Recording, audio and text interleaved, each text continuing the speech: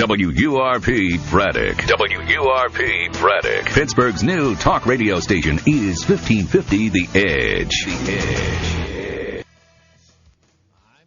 This is the Don and Mike Show. Want to participate in a Don and Mike Show contest? How about this? You or a member of your household can only win once for 60 days. You must comply with any age limitations for each contest. For complete contest rules, send a self-addressed stamped envelope to the mighty WJFK, P.O. Box 3649, Washington, D.C. 20007. Thank you, and God bless. Everybody loves Don and Mike. Right. Bulb. Hello? Hey, doorknob. Hello? Where's my Sharpies, woman? Oh, man. Come on, you doorknob. She's full of steak. Bye-bye. Full of steak. No, she's full of flounder. And I'm not talking about Animal House. Here she is. Come on in. Man, it's fun to watch. Come on, B.A. Need those Sharpies. Need the lucky Sharpies to start the show of our lives. Can't do the show without them. And I got a feeling this is going to be one for the time capsule. Here we go. One for the time. Here we go, Helen. Green. Legs diamond. Here we go. Come on. Oh, wait, check. What? What are you doing? Just give me the Sharpies. Just give me the Sharpies. Thank you. 5. Thank you. 5 Sharpies. Thank you, Helen. Thank you. Hey, Buzz, have you been to our website today? I have not yet. No. Should I go now? Go now. I shall. Go now as the Moody Blues sing. Go now, exclamation point. Now. And check out Beth Anne's picture. Yeah. Will it be on the front page or under photos? It's on the very front page. All right. And we're there, too. It'll jump right out at you. Oh, yeah. It's right next to the picture of you and Mike in Iceland. Yeah. There's the team player. And your armpit's up there, too, right? Yeah. It's a lovely front page is what it is. We're all very proud. Mike and I are gay. Beth Anne has curlers, and Don has underarm hair. And that's bruising, Buzz. Yes, I know. That's bruising. But go remove. Scroll back up to that picture of Beth Anne. Mm-hmm. Now, what makes pictures do that anyway? Well, generally the face of the people. No, her face is like 2.5 feet long. She is a little scrunched up. I was just going to get into this. Here's what I believe my theory is on this. All right. I think she took the picture herself, which is why it appears that her arms, right, Robbie, her arms are extended like she's holding the camera in front of her own face. But yet her I know she took the picture herself. Absolutely. But her head should not be shaped like a Mike and Ike. No, that would make like a fisheye effect. But see, if she had let Joe or someone take the picture, it could be taken 1 or 2 feet back, and then so tasteful pose. I see that sometimes with porn too, though. I mean, where the picture's stretched, you can't make it square. Perhaps we could have had multiple angles. Oh yeah. Here's a call back from the producer. Am I ever going to be good enough for you guys? Really? Beth Anne. No. But okay, I just wanted to make sure. Okay. Good is the enemy of great. I can go forward now then. Good is here. Good is here. Tim Buck and Fudge. No, listen, that's a... When is she coming back on the show? Who's that, Nora? Nora Hayden. How do I know her name? Because Nora's always been a wonderful guest. Never mind. Beth Anne, you're a good man to put that picture on the website. Yeah. Damn right. Team player. Yeah, you are. It was supposed to be a surprise. Well, it was a surprise to me when I woke up this morning. And it was just a surprise to Buzz. And I bet it's going to be a surprise to a lot of people who go to donandmikewebsite.com. Did she tell you before you discovered it? Did she tell you it was going to be on the website? She mentioned it to us last night at dinner. Yes. See, I don't remember that. Yes. She said, I did it. I took the picture. It'll be up later tonight on the website. Ah. So, yeah, I saw the picture last night, and it wasn't stretched like that. It had to be, Buzz, because, anyway. Well, it's a wonderful picture, and a lot of people are going to enjoy it. I'm sure. Yeah. It comes off tonight at midnight. Hope everybody goes to the website. I worked out to it. There you go. Way to go. Bye-bye. I worked out to the picture next to it. But. Yeah, now listen, first, before we start the show, some words from that tool Mike Brown, but I think it's a good way to start any show that we do. It's kind of a, here's what you're going to get on the show type statement. Good, wonderful. I don't think that I'm clueless. I think I know exactly what I've been doing. Okay? So don't question us, okay? Again, let's hear that again. Because we used to have this one all the time. This It's the Don and Mike show, and they'll say what they wish. Right, Bob Barker saying that, and now here's Mike Brown. I don't think that I'm clueless. I think I know exactly what I've been doing. And I dedicate that tape to Beth Anne McBride, who came to us before the show in the office and said she is willing to put whatever credibility she has left on the line with this taped bit this today. This 1 minute and 10 second. She keeps trying. Bit of fun. Now keep in mind, yesterday she had the Kanye West thing that could not, it could not suck enough. I would describe it as slightly missing the mark. So here's the That's very nice. Here's the offering today from Beth Anne. Apparently, this is a 1970s, a 1950s singing science record. All right. It's called Friction. All right. She's got a shot, I believe, on the title. You be very careful out there today. We're at Terror Alert Orange, which means something might go down somewhere in some way at some point in time. So look sharp. That was not it. No, that wouldn't be. That's not the song. They didn't have orange alerts in the 50s. That was not it. I like it. Oh, Friction.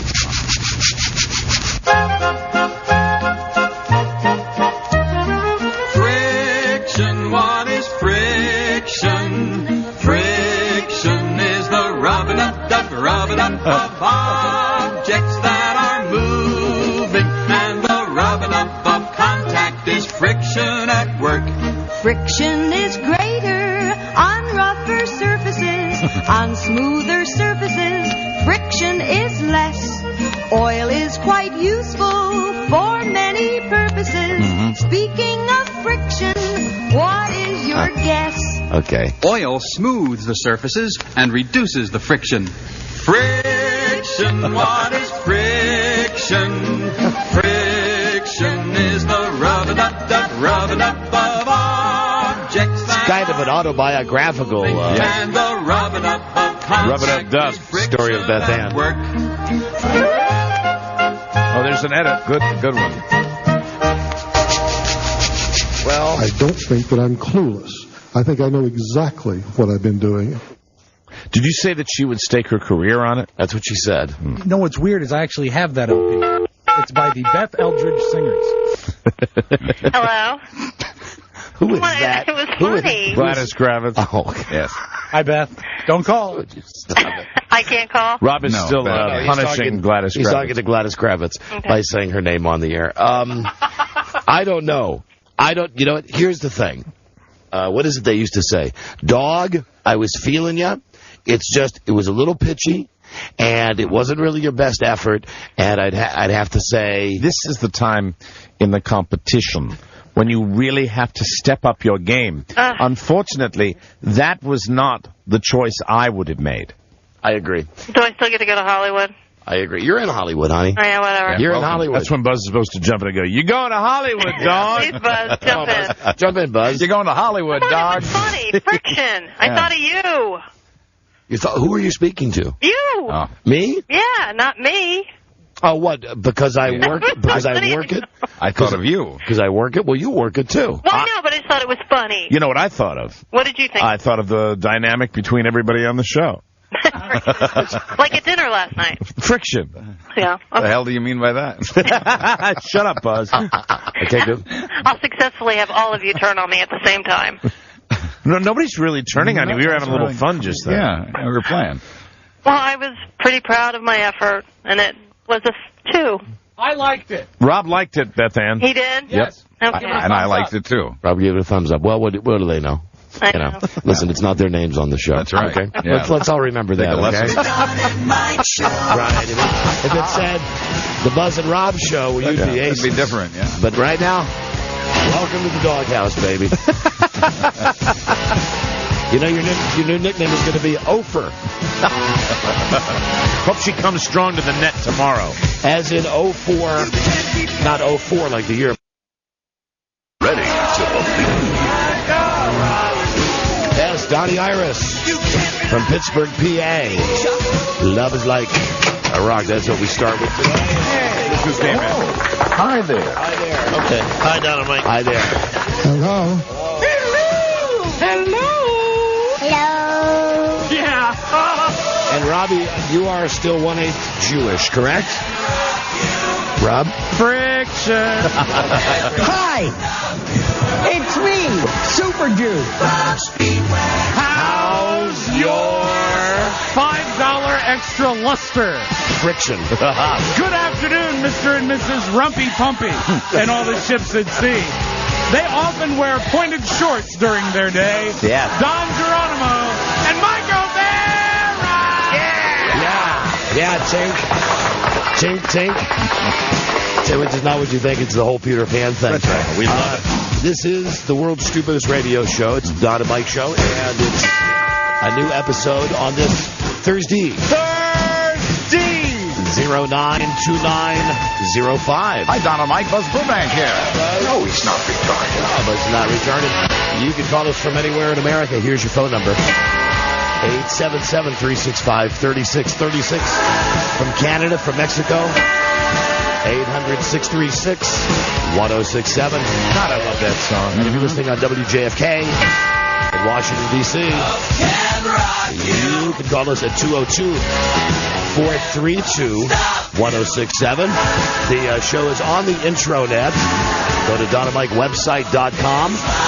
After you take care of yourself and look at that picture of Beth Anne, click on Listen Live. Take care of yourself. You can also get the stream of the show at Radiomat.com. Click on either WJFK Washington or the Spike Radio Las Vegas or the Edge in Pittsburgh, and you get the stream going. Note to Volkswagen. Yes? I will not be suing. Oh, good. I just want to pass that along to the Volkswagen Corporation. I will not bring this to litigation. Good for you. What's the problem with your Volkswagen?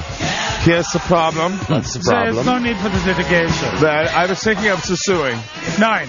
I had the tall coffee cups that you get at the 7-Eleven. Yes. So it's got the little handle with the little mouthpiece that you open when you want to drink, and you slide closed when you don't want to drink. Yes. And I was taking a corner, and it was not a sharp corner, it was a normal corner. And as I was coming around the corner, I had the 7-Eleven container with the hot tea. Scalding hot tea. And due to the shallow location of the Volkswagen cup holders, which have always been a primary concern of mine, the hot tea flooded my groin with searing pain. So I wish to say, because I'm a good guy, I wish not to litigate or sue the Volkswagen Motor Corporation. 9. Dankeschön. I have always found you a trifle bit careless. 9. 9. The tea was in the proper container, and the cup holder was too shallow. Did you feel like we're back at dinner last night, Yes, Buzz? a little bit, yeah. Which I That don't is mind. why the tea poured into my crotch. Maybe you should have somehow reinforced it. 9! You always speak for the man, Rob. Very frustrating.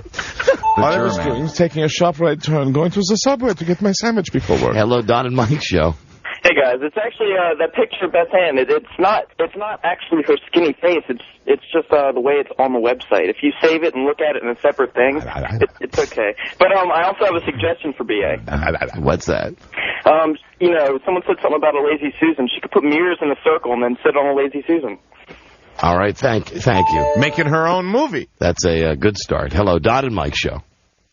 Yeah, what he was going to say. Everyone has the same idea about the lazy Susan in the mirrors. That's what he was going to say. Yeah. It's so obvious. Wow. Hello, Don and Mike Show. Hello. Hi, I'm here. I'm calling to stick up for BA. Okay, go ahead. Good luck. I don't feel that we are unfairly persecuting her, but go ahead. Oh, but she is unfairly persecuted. How so? The Friction song was awesome. Chandel has straight hair today. Oh, really? Just thought I'd point that out. She just walked by there. She came back. My God. See her come back. She came back. That was perfect timing. That was good because you looked out the window just when that happened. Here's the thing. And listen, if you're a handsome woman like Shondell is, who works here at the station, and God knows there's a shortage of handsome women at this station. I disagree. So if you're one of the few rays of sunshine around here, know that I speak for myself and for every man here. On those days when your hair is curly, yes, you take out that iron or whatever you do. Yeah, I would assume she has naturally curly hair, and it's probably more of an effort to straighten the hair. And also, I feel very awkward talking about this because Shondell's husband, the last time I checked, looked like Mr. Incredible.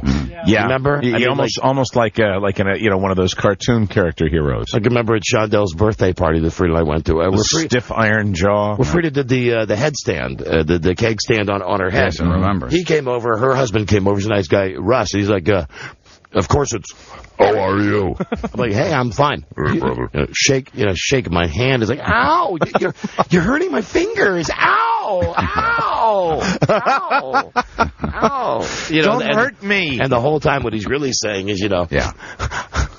I know you're undressing my wife with your eyes. I can kill you. I can pound you. I can pound you into the ground. How's the show going? Stay away. How's the show going? Stay away. I'll say to him, you know what you should really do with a fine-looking woman like that?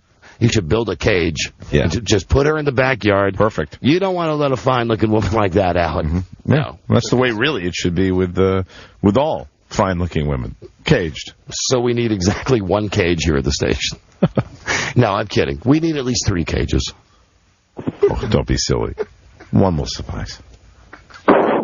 No, maybe 2. I say we cage them together.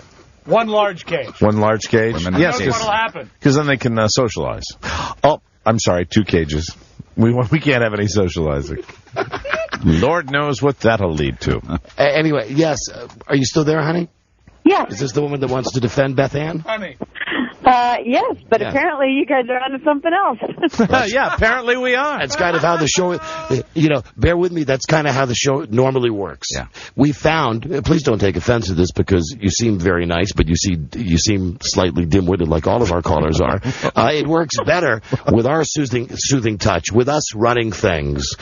We are the masseuse, and you are the masseusee. Right. Yeah, we're giving the massage. You're just laying there. You understand what I'm saying? Listen, honey, we're the peanut butter and you're the jelly. Do you understand? That's why your name's on the show and not mine. I know. Okay, you got it. So now that we've gone through that awkward moment. And Beth Anne doesn't need to be stuck up for because you know what? She knows that we're all very fond of her. Yes. So maybe it would be best if this caller left and went back to her pushy broad hemisphere. No, I think it's nice when one girl stands up for another girl. It gives them a sense of false hope. So, anyway, what would you like to say there, little lady? Yes, please explain to us how we were misunderstood. Come on, you PYT. I already told you. I thought the Friction song was awesome. And why was it awesome? And incidentally, that's a word that never has gone out of fashion. Awesome. For me. Awesome. I mean, I know a lot of people think of it like with the 80s. Mm-hmm. Not me. No. I think it's as hot as Paris Hilton saying that's hot. It's trending up, too. So anyway, it's awesome. What's awesome about it? Because I wanted to like it, and I understand the concept that she wanted to come strong with something that was like from the 50s that had a sexual tone to it about friction, but it just never really happened. Well, why do you think it didn't really happen? Because she didn't let me listen to it before we went on the air. And I'm afraid I have to second that emotion. If she had let me listen to it before it had gone on the air, this whole discussion would have happened in the privacy of our office. I will also say, though, on Beth Ann's behalf, that I believe that she is going to come up with something for tomorrow's show that will be extraordinary. Mm-hmm. You think so? Mm-hmm. You want to put money on it? There you go. God. That's why I can't even play poker with you. Way to burst that bubble. Goodbye there. Bye, lady. Okay, bye. Bye. Okay. There you go. Awesome, lady. There goes your advocate, Beth Anne. Well done. There you go. Lady President, Gina Davis. That's good. Commander-in-Chief. Wonderful. Hello, Don and Mike Show. Yeah, good afternoon, guys. You're missing a great opportunity. Friction. This is B.A.'s corduroys at work. Listen, I agree. I thought when she came into the office today and she said, I've really got something. Please don't listen to it. I am not exaggerating. She said, I feel great about this. Don't pre-listen to it. It's a 1950s science record about friction. So she really does have something today, but it's not that song. What she's got today is a really smart dress. Thank you, Rob. She does. I noticed it as soon as I walked into the office. So did I. So did I. Who could miss it? I've not seen her yet today. Oh, you haven't? I hope to. I'll get back to you. I tell you, once you see her, you might want to undo another button. But I'll start now. Was this her now? Hello? Really. It's nauseating. I can't take it anymore. You can't take what? The crap. What crap? The lies. I mean, the false. Oh, have you seen her in her dress? A smart dress. And you didn't like the song, that's fine. The poor woman who tried to defend me. It was funny. Maybe it wasn't the funniest. We're just having Maybe fun. Maybe it wasn't a home run, but I got the third base. I tried. Oh, no, with that. And I won't have anything for tomorrow. With the friction? Quite honestly, I don't have the strength. So I just wanted to say that. And I know this is the best I got. This isn't even a dress. It's a skirt and a top that doesn't even match. Oh, it's a skirt. It would look better if I had the curlers on today. Anyway, I just wanted to say that. Thank you. Okay. Well, my only disappointment is that she won't have anything for tomorrow. Or will she? Well, I guess she's answered my question, my riddle. Which one? Does Beth Anne still get her friend? I hate to say that it all comes down to chemistry, but listen. I would bet on tomorrow. Listen. Why else would she sass her masters? Not thinking clearly, obviously. It makes absolutely no sense. That could be the name of a band. Sass Your Master.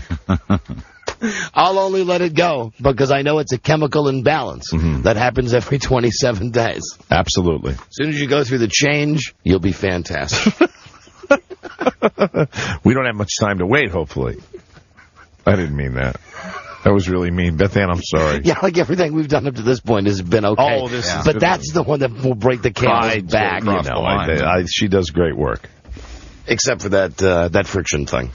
Which, it'd be okay, but it's right at the beginning of the freaking show. And I didn't notice that the skirt and top were not matching. I thought it was, I thought it looked good.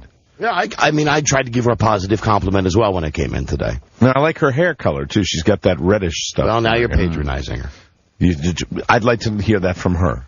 Well, I'm just telling you, you're patronizing her. You really think I am? Yes, now I think Do you think she thinks I'm patronizing I think you're overcompensating now. Oh. Hello? Now you're patronizing me, Michael. All right, I'm sorry. That's okay. Okay, Well, I knew I was. I knew Don was right. I was just trying to see if maybe you disagreed. I do. But, hey, I didn't notice the skirt and top were not matching. I know. No, listen, Beth Anne, you look nice today. No, I don't. I know when I look nice, and I know when I don't. You always look... And I'm not about to have my period. You always look clean and fresh. Don't be so vulgar.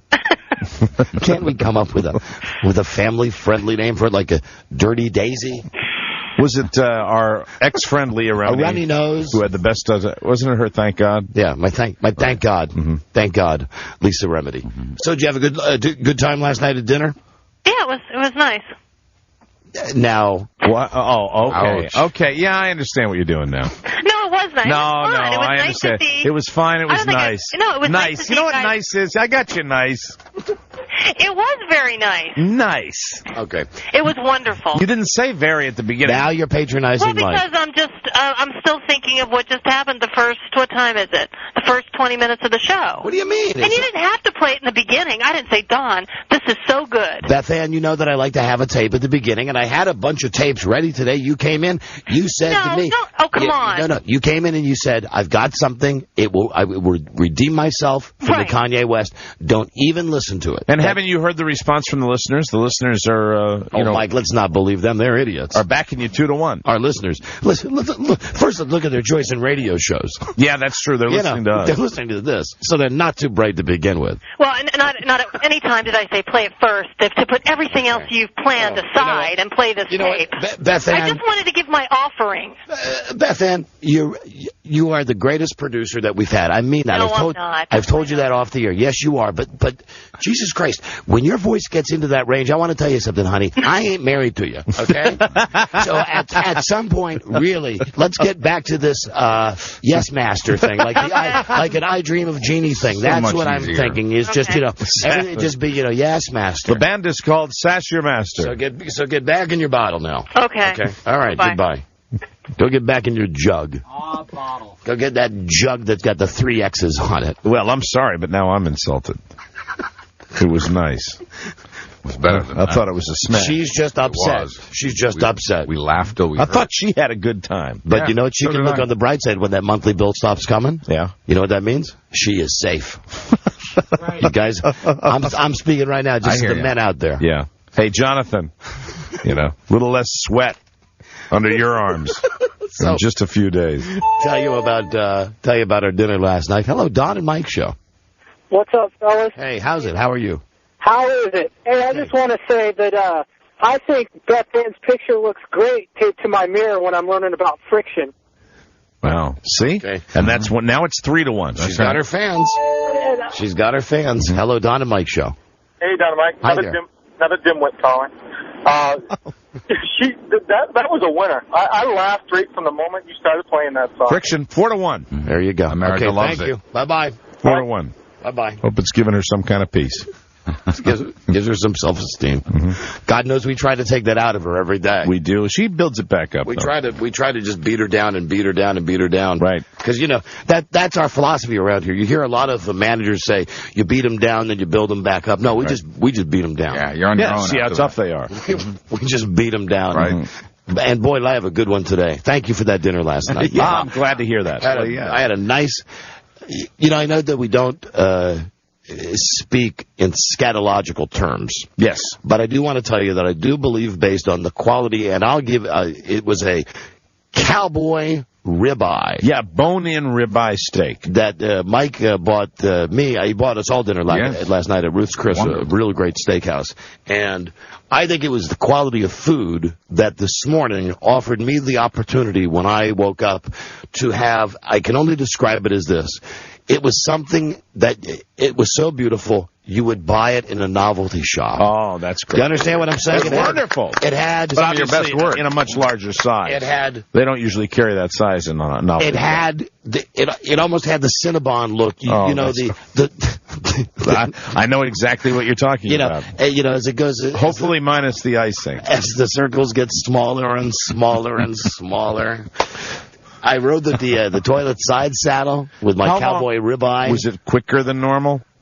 It was no fuss, no muss. Yeah. And as a matter of fact, it reminded me of those old-time films of our missile silos opening. Oh, good. Like when you were a kid, when they would show you the emergency stuff, and you would see, like in the farmlands of Nebraska, you would just see out of the middle of nowhere, this giant hole would open in the earth, and then one of our Polaris rockets would just come shooting out of there. I mean, and it's so good that maintenance really almost not required.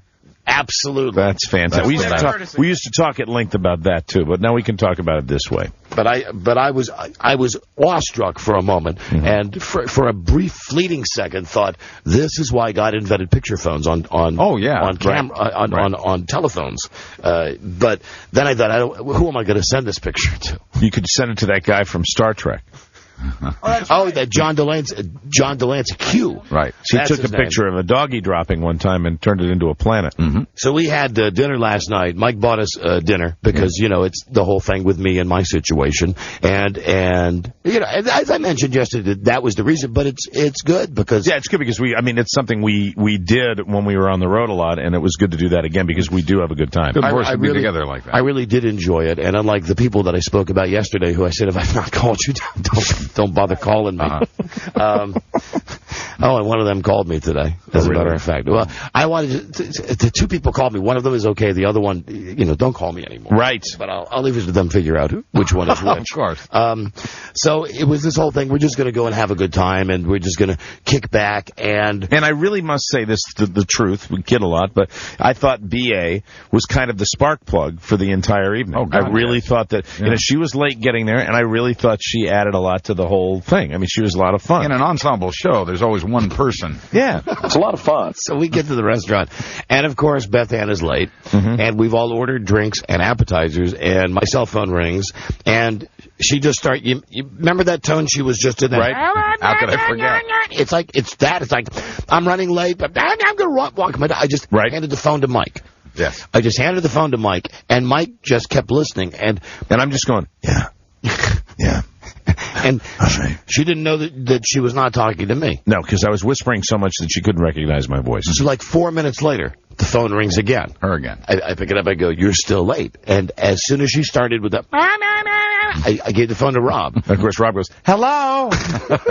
But still, because she was so caught up in this. She didn't know. She didn't know she was talking to Rob. Then Rob passed the phone over to the ghost whisperer. Oh, yes. And we'll tell you about that in a second. That's the highlight of the dinner. That is the highlight. That's the highlight of the dinner. So we screwed with Beth Anne on the telephone, and then when she came into the restaurant, we gave her a standing ovation. But it was great because it was one of those slow-starting ones. Let's recreate it now because it was like this. She comes in the door, and Mike just starts like this. And I go. And then Buzz and Rob. Yeah! We Right in the middle of this quiet dining room. We embarrassed the crap out of her. And they're playing the violin music in the background like in the Blues Brothers, and we just give her a standing O. And speaking of the crap out of her, she goes right to the bathroom. Yes. On arrival. Yeah, on arrival, which gave us a chance when she came out of the bathroom. Give her a second one. To do the same thing. It was great. All over again. It was wonderful. She was very frisky with that, who was that waiter? What was his name? Jordan. Yep. Yeah. That's what it was. Boy, oh boy. Yep. Jordan was, very much in her eye. Apparently, Jordan has waited on her before. Yes. And she remembered that. She enjoyed talking to him. She did that thing that it would drive me crazy with Frida in a restaurant. Uh-huh. And I guess Beth Anne knows this guy. She's been in the restaurant before, so she keeps referring to him by the name. But it would kill me with Frida. We'd be in a stinky place like Friendly's, or something like that.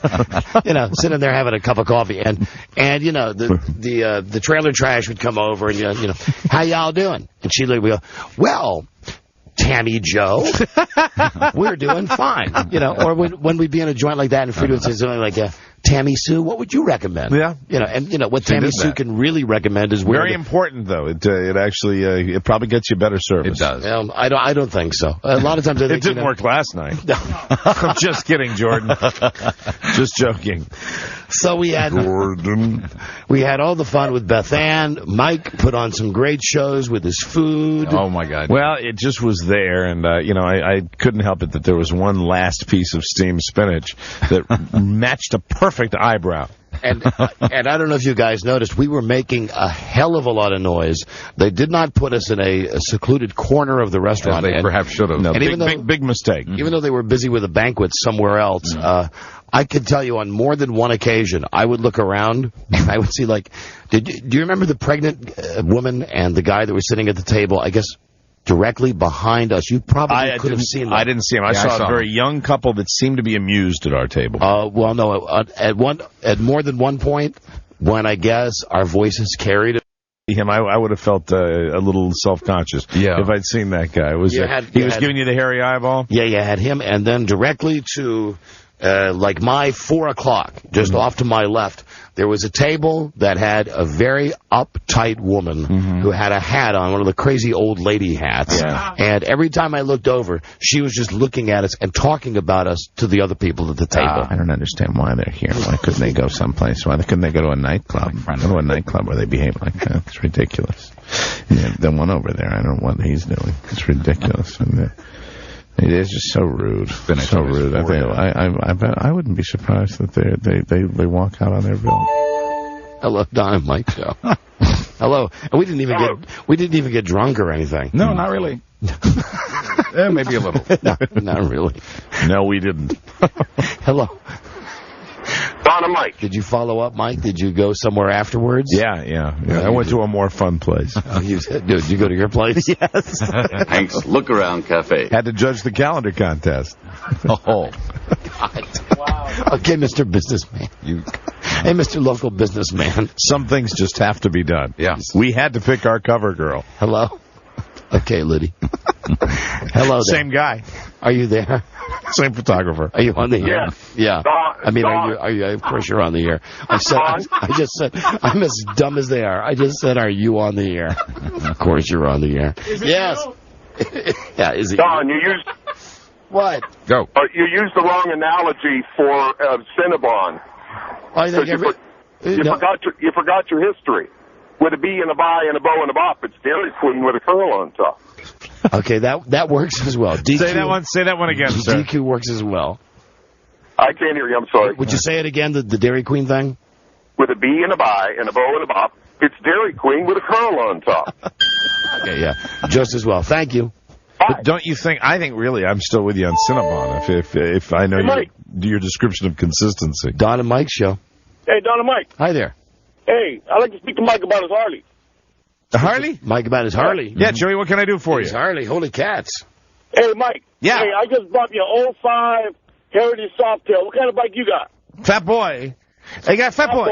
Yeah, hey. I got Fat Boy, 05 Fat Boy. Hey, check out the story I got. Yeah, go ahead. You know how you guys got you took your bike into the parking lot and lit off alarms? Yeah, set alarms off because the bike was so loud. Yeah, I got a guy. Uh-huh. I got a neighbor that every morning at 5 o'clock in the morning. It's a new feature. Mike talks to Mexicans. Set his alarm at 5 o'clock in the morning every morning. Oh, that's great. I'm going to try to do that with some of my neighbors. Yeah, you got Vance and Hines pipes on there? Yeah, got Vince and Hines pipes, and I make the big noise with them. Yeah, hey. Yeah? All right. Hispanics love the Irish mimicry of Mike O'Mara. Hey, listen, we're out of time. I got to run, okay? All right, Mike. Thanks a lot. Have a good day. Hey, one more thing. Yeah. Hey, is Beth thonged up underneath that skirt? Is what? Is Beth thonged up underneath that skirt? I got to check and see if she's thonged up. Thanks for the call, Chewy. Hey, so long. Hey, one more thing. No, not a chance. Had one. No more. No way. But stand by. We're going to send you that Don and Mike pinata. That's great, and it's real, and it's filled with toffee and condoms. Hello, Don and Mike show. Good afternoon. How you doing? And maggots. Maggots? Hello, you're on the air. Good morning. How are you guys gentlemen doing today? Make your point. Good morning. I was like, well, okay. Sorry. Yeah, listen, yesterday I believe you guys made a mistake. You gave away a prize for a gentleman who said Mel Gibson was not born in America. I believe we all are under the assumption that Mel Gibson was not born in America. Born in New York City. His parents immigrated to Australia when he was less than a year old. Wow. Oh, really? Good trivia. Really? Buzz, will you Google? Where was he raised? Will you Google that, Buzz? Sure. Yeah, but if he was born in this country, makes him a citizen. Yeah, I know, but still, not if he didn't live here. He's not truly American. No, but I was going on the thought, I think, as we all were, that haven't we read or just...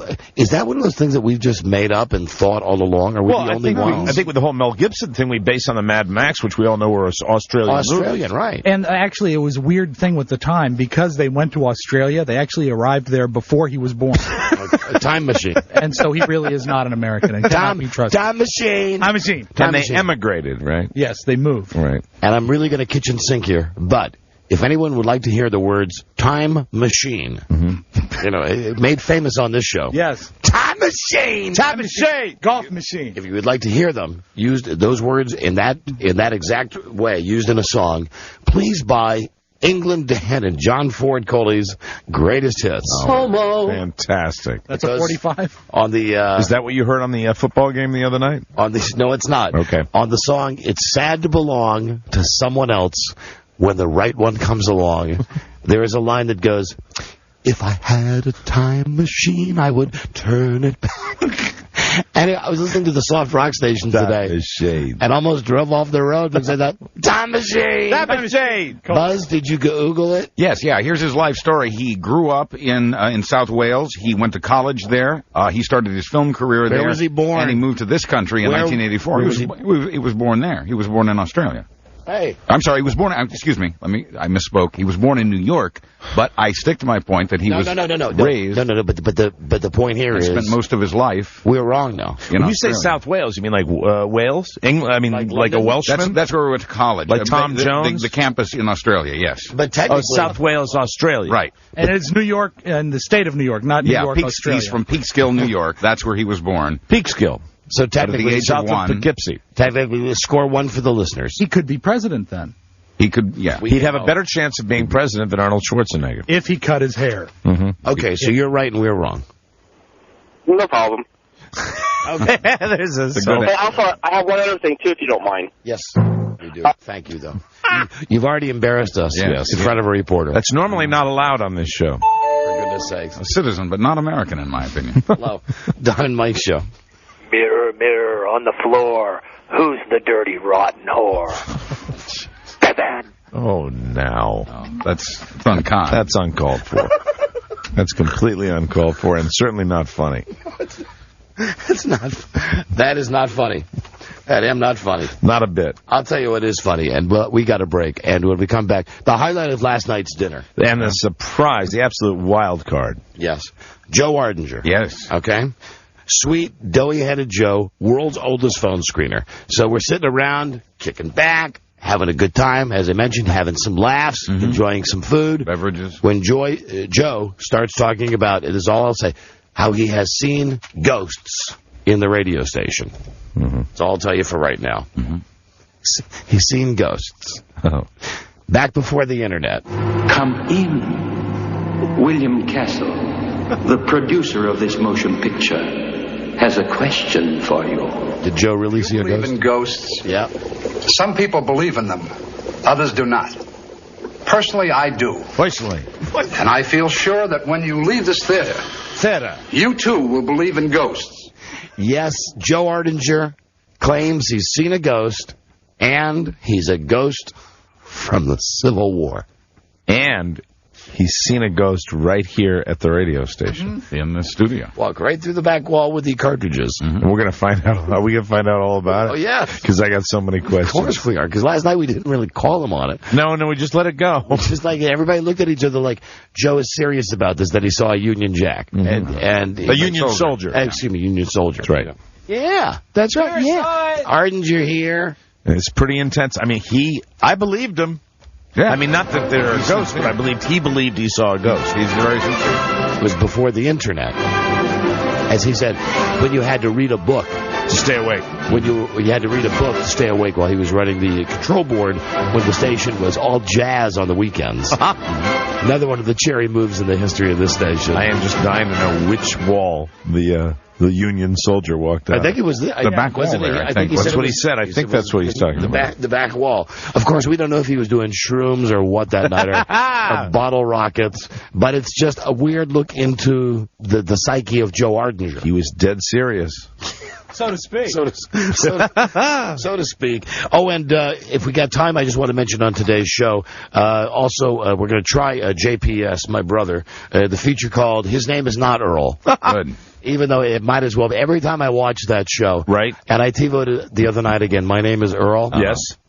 Not only is the show funny, and I don't think that only because our former gopher, Greg Garcia, is it's the producer. a funny show. It's funny. Jason Lee's funny. And it's like if my brother had a little more on the ball, right, that could be him. Sure. He's just like 23 cents short of being Earl. My name isn't Earl. My name is not Earl. So that, and then, oh God, too much other stuff. I can't look at what I've written down. Why not? Because I'll talk about it. Oh, I see. Then see, if I look at it, I'll look at right here. Put the card down. Put the card face down. Face down. Face down. He's speaking. He's picking up the card again. No. Scared, kids? Okay. This is going to be really scary. I'm not kidding you this time. Again, it's scatological, so I worry about. I'll just throw it out and then we'll move on. My dog, Colonel Klink, German Shepherd, he has been eating cat food. He jumps upstairs now to eat the cat food, and I've noticed that what's come out is not normal. What's coming out looks like you know the corn that you get like at Thanksgiving time? Oh, candy corn or Indian corn? Yeah, like Indian corn, but I mean like when it's multicolored, like plaid orange. corn. Yes, when it's real corn on the cob. Right. Yes, that's the color now, and he is refusing to eat. It's the color, it's not the consistency. No, it's still all dog. I mean, it's not like passing cobs. No. It's still all pure 100% dog crap. But my worry is that he no longer wants to eat dog food.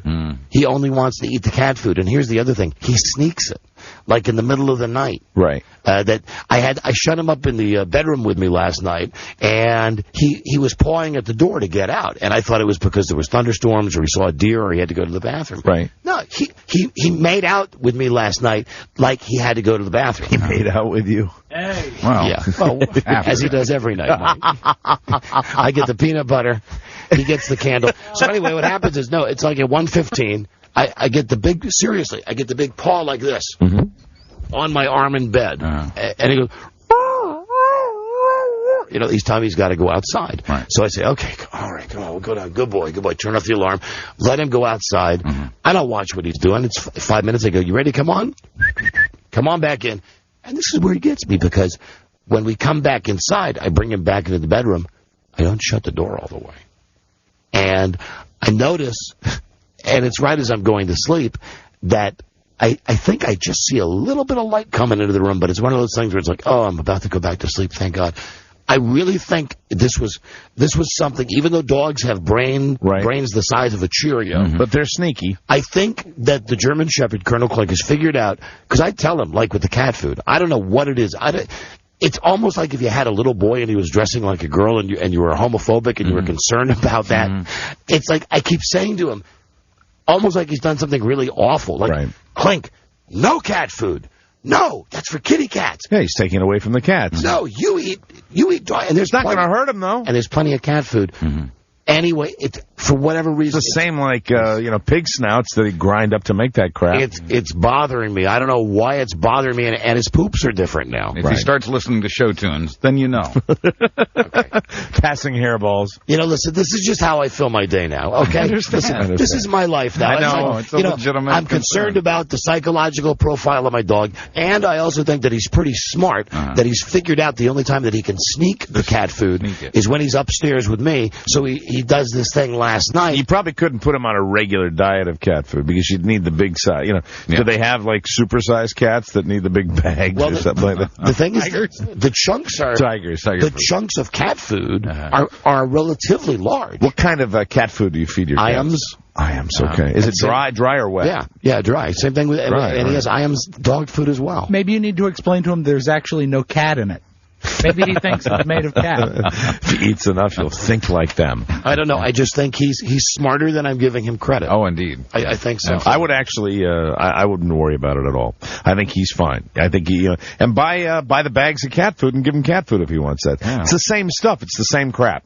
And train him to use a box. I mean, I would really like to hear from anybody that knows about pet products like that. I don't think there's any appreciable difference between dog food and cat food, especially if you're talking about that dry stuff. In my mind, it makes him a cross-dresser. It makes him less of a man. You love him just as much. It makes him. You think he's going to keep eating this stuff and then he'll become disinterested? What it is, Mike, it's a gateway food. it's I don't know. Listen, you'll come home and be playing with a ball of yarn. Listen, I live by myself now. I know. I used to have a wife that I would come in and tell you, she drove me crazy. Exactly. This is what I've got for you now. I know. These are the concerns now that are bothering me every day of my life that I feel I have to write down and come in and talk about on the radio. It's just you and the dogs over there and a few cats, too, and women constantly harassing you at home. That's right. That's your life now. She didn't call. I think that's over. Bride of Frankenstein did not call yesterday. I think mercifully that's over. She did not call. That's a good thing. And one more. Hello, Don and Mike show. Don and Mike. Yes. What's up, buddies? Hey, buddy. Hey, reason I'm calling is I call your show a lot sometimes. You might not recognize my voice. You call our show a lot sometimes. And we might recognize his voice. You're the guy who says recognize? Oh, no, this ain't that's not him. Okay. But I switch my voice up a little bit for you because I have good material. And you guys always cut me off. You have good material? Huh. We always cut you off? Really? Always. Let's hear some of your good material. All right, buddy, we ain't got time for you. Click. Well, let's hear some of your stuff. Come on, if you got good stuff, go ahead. All right, I called you out one day. I think we ain't got time for you. Hey, we cut him off. Well, no, actually, his line's still open. It is. You're killing my material, man. Yeah. Killing your material. Your good material. You're killing my material. Why don't you take it down to the Laugh Factory? Mercy killing. It's an assisted suicide. You know what I mean? We're like Kevorkian here. All right, do you want to hear what I got to say, Don and Mike? Sure you don't want to try open mic night at Chuckles? No, listen, no matter how amateurish this show sounds, and I grant you it is college radio at its finest, still, we don't need any help from any more amateurs. But I guarantee you whatever you have is not as brilliant as me talking about my dog enjoying cat food. Amen. It's simply not as brilliant. People cannot relate to it. I guarantee you what I had to say 2 or 3 weeks ago would make you laugh. Well, now, you want to hear it? If there has ever been a ringing endorsement to hear something, I guarantee it would have made you laugh 2 or 3 days ago. What kind of logic is that? Would you like to hear it? I thought he said years. I thought he said weeks. Was it days? Weeks or years? Years. Hello? Yes. You're not a good listener, you see. If you want to be on this show... I can't hear you. You need to get Bell Atlantic in there and fix your phones. Yeah, I bet you got great material. Yeah, dude, I do. Yeah, dude, I do. I feel so good about this. I'm going to have to hold you to the same standard as any other tool that wants to call with a joke. Because as far as I understand, what you want to do is like almost a stand-up routine? Entertain us. No, not at all. Not at all. Well, then what is it that you have? Let me tell you. No. You have to tell us. What I'm saying. You have to tell us what it is first. Okay, maybe 2 weeks ago. Is this a story? Yeah. Okay, if this story is not entertaining, right, we reserve the right to give out your telephone number on the air. That's taking a little far, man. Well, no, you're very confident if you're confident in your material. I mean, I'm confident with Don and Mike, not... Right, that was my point that I tried to make to you. Well, we're right here. If you're confident in your material, then you should put your phone number on the line. Do we have permission, if it's not funny, to reveal your phone number to our vast listening audience? Go ahead, why not? I'm sure you're going to yes, very good. Okay, here we go. Be sure. We're going to lay it on us. Hey, and if it's funny, make sure not to kick my phone number out. Hold on, no. Listen, I tell you what. How about this? If it's funny... I promise, we'll give you a pair of tickets to see the Stones concert Monday night, MCI Center. Are you in the D.C. Baltimore area? Yeah. Okay. Yeah. See, that's a good prize. Okay. Stones tickets, shows sold out Monday night, MCI Center. So go ahead, knock yourself out. Let's hear it. It's a bet. Go. It's a bet. A couple weeks ago, you were talking about how Beth and Mike, kind of had this Beth Anne and Mike. Between them. Yes, tension. They did, yes. Okay, you remember. I called in. Yeah. And I was going to say, I said, hey, what's up, Mr. Entertainment? And everybody thought that was pretty funny. And I was going to go into, it's kind of like love taps, and you instantly cut me off. But what I was going to follow up with... Why are there so many stupid people out there? Who couldn't love an ass-kissing, best friend supporting friend like Mike? Really, why are there so many stupid people out there who think they're entertaining? I mean, all you guys in your offices and stuff, you got to run into a guy like this who thinks he's funny. Like is that really that's it? That's humor? No, but you might seriously. It would have been funny at the time before you cut me off. You put your phone number on the line for it. And it's the stupidest thing I've ever heard. Your humorous anecdote. Everybody, please call. Hold on before you say that. No, you're out. Remember the day the lady called up talking about. You're so stupid. Ass kisser, and he was explaining himself about. He was explaining himself. I'm a very good entertainer. Listen, I don't mind wasting time on the cat food thing, but you are out of line, mister. Absolutely. Area code 410-598-6274. There it is. I'm sure someone will put that on the intranet somewhere. Hello, Don and Mike Show. Hello. Hello. Buzz is wrong about cat food. There is a definite difference. I think Mike's the one that said that. Yeah, I didn't know whether there was a difference or not. Explain. Buzz said it too. No, no, he didn't. He said it was the same crap. No, he didn't. No. I'm sorry, that's another caller we're going to have to disqualify. We got to take a break here. Thank God. We got to take a break. Okay. But they're multiplying. But I'm telling you, this dog and cat food thing now, see? That's why I'm here, dummy, whose phone number we just gave out, and you were there. Because as stupid as that is, people do want to talk about that. Absolutely. And also, Joe saw a ghost. So we'll get to that. Oh, and today on the show, boy, screw it. We're running late, so I'll just say this right now. If you are a white trash listener of this show, hello, be advised. Let me give a shout out. Now, I know that we're on the internet, but as far as radio goes, I'm talking about from as far south as Tampa, Florida. Very good. To as far north as I'd say, we can go up into Virginia. Yeah, Portland, Maine. Maine's got its share of rednecks, too. Well, see, Mike, no, really, I believe that this is, well, there I go again, stereotyping. You're wrong. There I am stereotyping. Maine has a tremendous redneck contingent. But the white trash in Maine, do they talk with the Pepperidge Farm accents? They do. And the all right, let me hear a white trash from Portland, Maine, or Bangor, Maine. Virgil, you let the garbage out right on the back porch. What are you doing? Jesus Christ, how many times do I will kick your ass 6 ways to Sunday if you don't bring that paper bag filled with your empty beer cans back in the house. So you think that there are as many necks? Maine is one of the poor states. They're everywhere. How about Maine against Alabama? As far as like rednecks? Rednecks per square inch. Boy, that would be an interesting, like per capita, that'd be a very interesting. And I know Maine is a smaller state, so it's not really fair, but I mean, if you do that scientifically. And don't confuse rubes with rednecks. No, you'd be very, very surprised in certain sections of Maine, where it's like, well, Jesus, I didn't realize that. Tammy, if you got knocked up, you should have told me 3 days ago. Listen, it's my belief that stereotypes exist for a reason. and when you go south of the Mason-Dixon line, And that's where we've always had gold.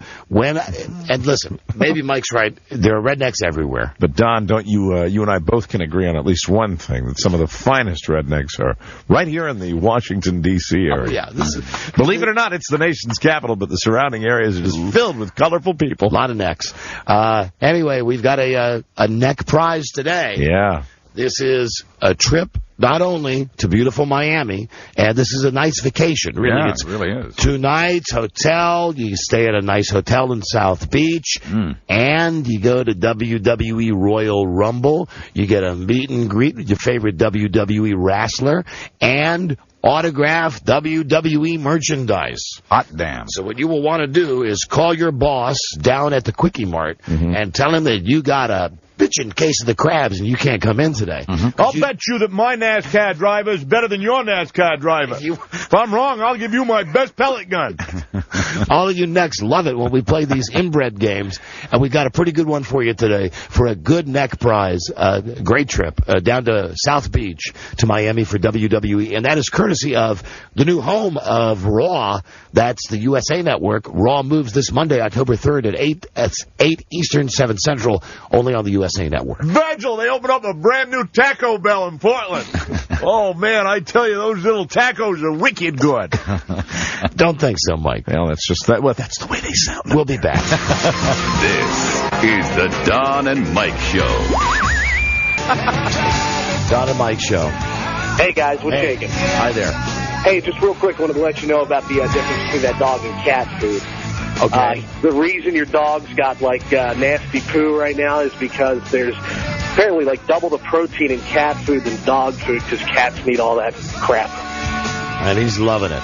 Yeah, he should be. It'll make him a lot more bouncier and could make him sick, though, boss, so be careful. Hey, boss. All right, Chief. Watch out, Thank Chief. you. Thanks All for right. calling, Slick. Thank you, Slick.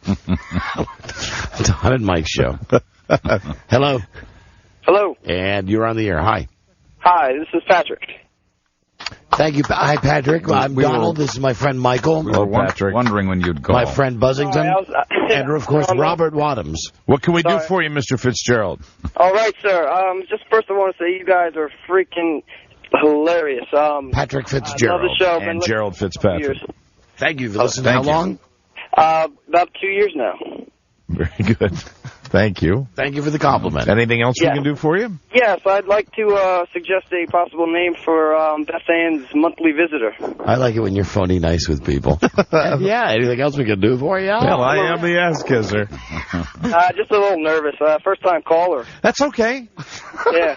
Okay, go ahead. You had something funny for Beth Anne. What? Hey, that other caller, though, he is about as funny as testicular cancer. All right, goodbye. Mike, you can stop it now. I hung up on it. Right, okay. Before we get to Joe's Dream, tonight... Joe's Dream? Is that what you're calling it, Joe's Dream? Yes, because I don't believe this. It's a dream. He's serious. TiVo alert. Really, you should tape this goddamn Chris Rock show tonight. Yes. The one last week was funny. Everybody hates But the one this week, I've been told, is even funnier than the one last week, even though it's on UPN. Give it a chance. Okay. So that's on tonight. Yep. Also, what number is UPN? That's number 20, Mike. Number 20. Like Channel 20. Channel 20. Good old Channel 20. Oh, of course. And I hope you're not counting on watching anything, at least here in D.C., in high def on Channel 20. No. Because they are painfully low def. As a matter of fact, they're not even like 1970s def. You know, I spoke to their engineer once briefly in passing because I was so troubled about it. Of course you would be. There was... In passing. Yes. They said that there was a deadline where they had to go digital. The FCC said so. Right. So they did at 2 watts. So if you're like a block in the building. So if you live on River Road and that Roy Rogers right by Channel 20. Right. That great liquor store. You can get their high-def picture. That is a killer liquor store. Great liquor store. It's where I used to get all my booze. Right on River Road. That's convenient. There's a Fresh Fields across the street. Right near Cromwell Drive. You still have the cabin out there? Used to live in that area. And there's a great dry cleaner right by that liquor store as well. Saw one time a famous celebrity coming out of that liquor store years ago before I was even in the business. Mr. Frank Herzog. I did. You're sure? I'm positive. And it's the truth, Rob. Also, Was it like an appearance? No. No. Based on the fact that he had 2 arms full of shopping bags.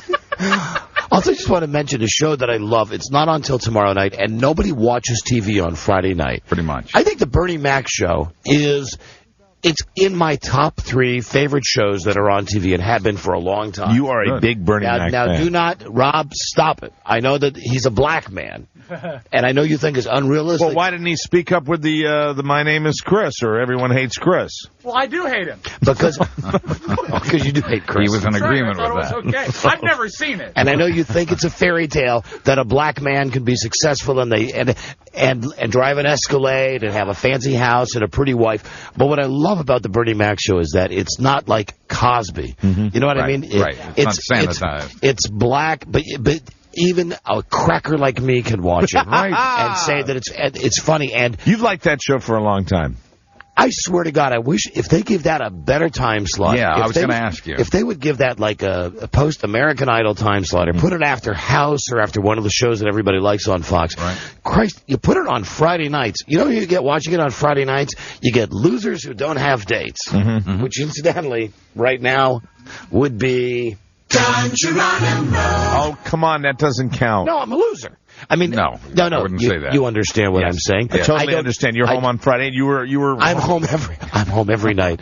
But even you were home on Fridays. You've been home on Fridays for a long time. Yes, that's true. But there was the occasion when Frida would make me go out on Fridays. Yes, or someone would come over on Friday. Would you prefer to be watching the Bernie Mac show though? Of course, I would. In your cave. Of course, I would. But it's a show so good, it really deserves a better slot. I would think so. And I don't know why I'm bringing it up. It's just I think he's funny as hell, and the show's funny as hell. Well, you're speaking up for it because when they put a show on Friday, that's where Friday night is where shows go to die. But, you know, for those of us, the 5 of us that watch Bernie Mac, they had the season premiere last week, and they ran 2 episodes in a row. Right. So I thought this is great. In the first episode, one of the kids that he's adopted, her real father shows up.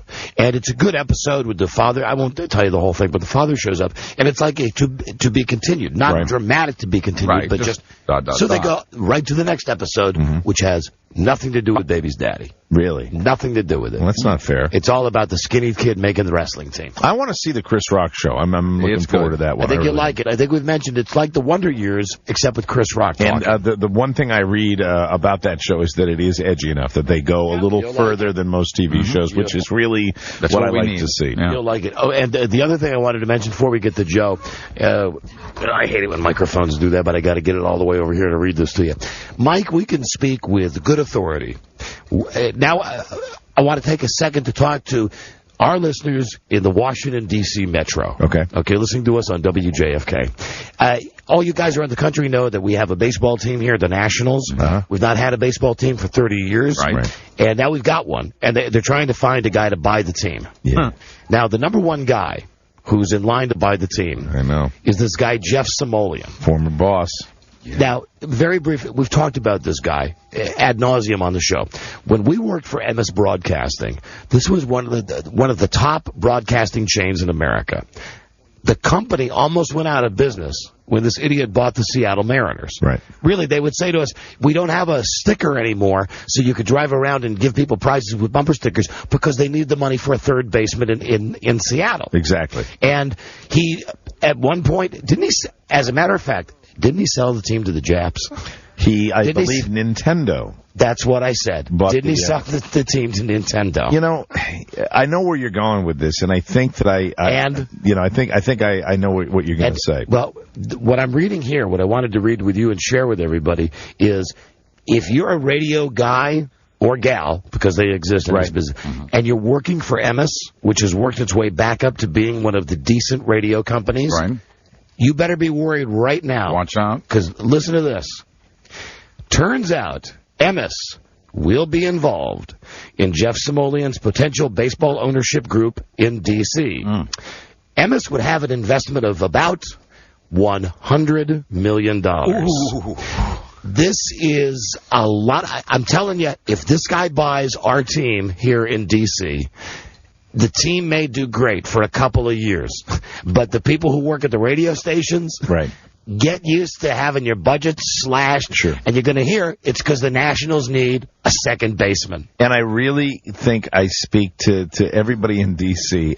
Everybody that listens to this show knows that I'm a Red Sox fan, and last year was the culmination of watching what, to me, was an ownership group that came into Boston that did it the right way. And I think that everybody in this town, if you even slightly care about the Nationals, you should be reading about this, because this is a guy, the ownership of a baseball team, I think more than any other sport, your ownership in baseball, it's the whole thing. It's better than getting the star players. If you have bad ownership, and this guy, who knows what he's going to do, but the track record is there that this guy kind of goes in different directions at different times. The thing that worries me about this is that through all of the BS they've had with all these guys that want to pay $500 million for the team, it's always been he's going to do it with his own money. Right. Well, now all of a sudden I'm reading today, it's, and incidentally, the company that he owns, the radio company, we're going to put about a third of it into the baseball team. And you don't want that. What you want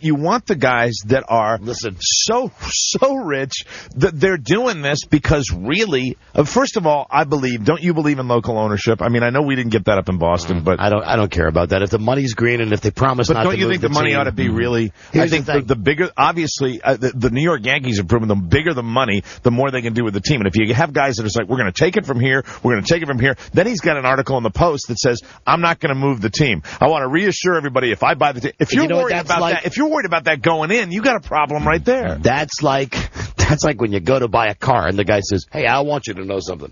I'm not going to screw you on this deal." Right. Yeah. It's like right away. The red flag. Bend over and give me the Vaseline. You remember that company when they say we're not doing something? Yes. They kind of do it. So he's going to buy this team, and he's going to mortgage the radio stations that he owns. And don't be surprised if in 2 years you hear, I'm going to move the team to Oklahoma City. It's just because I hate the idea. I mean, we have worked for some real tards in radio. And this guy, Jeff Samoleon, I don't want to totally assassinate his character. He seems to be a pretty decent radio guy. Real good radio and guy. when he stuck to the business of running a radio company, he was an outstanding boss. He was one of these hands-on guys that would come in, had a history in radio, but then as soon as he bought that goddamn baseball team in Seattle, that's when it became, radio is my second love. My first love is baseball. And we got our asses burned along with a zillion other people because of that, and that's why I get a little wobbly when I hear that he's going to waltz into town. I'd like to see him get an owner for the team in Washington, D.C. that is just so rich that he doesn't have to leverage anything. He doesn't have to play any financial games, and they can, and most importantly, they can get that stadium built quickly, and a guy that can maybe make that happen. Well, he's going to leverage the company again. So that's good. That's good. That's smart management. So if you work for MS Broadcasting, watch out. Just wait until he comes into a board meeting wearing his goddamn baseball uniform. I just would like to see a really killer organization. I mean, in this town, haven't we had our problems with ownership? It's going to be Jeff Samoleon. But the thing is, here's the silver lining for Stuart Little, that this is going to make Dan Snyder look like the nicest guy in town. Well, I thought Ted Leonsis was the guy that owned the Capitals was going to be, the savior of that franchise, and then he had the fire sale, and now we got the Redskins are winning. Got to give it to them. But man, anyway, this is just. I'd like to see this be what it could be, a great sports town. All I care about is that this is a radio guy that's ruined, virtually ruined one radio company, almost bankrupt the company, seriously, because he bought a baseball team. Right. And now MS has a bunch of good radio stations around the country, and again, I know of course that's going to happen. This is just a guy who really is not rich, like you said. Why can't people just be happy with what they have? This is almost like the rock star want to be an actor want to be a rock star. Jeff Samoleon, you're a champion of industry. In Indianapolis, that mansion, remember that mansion he lived in? You bet. You got a goddamn helipad at your house in Indianapolis. Are you essing me? You can clean yourself with $100 bills. You're the king of radio. Well, you're not really necessarily the king, but way up there. You're a pawn. You're on the chessboard. Why do you want to do this? You're not rich enough to buy the team. Plus, we know what a scumbag you are. Well, here's the thing I don't trust, and I think fans should be wary of all these kind of situations. I know these are big players, money-wise, but I don't trust these guys that don't have any real emotional connection with the city. Right. Now, you'd say, well, hey, what about the guys up in Boston? Well, they didn't, but they came in and they just did a lot for the fans up there. Jeff Samolean will buy a condo here.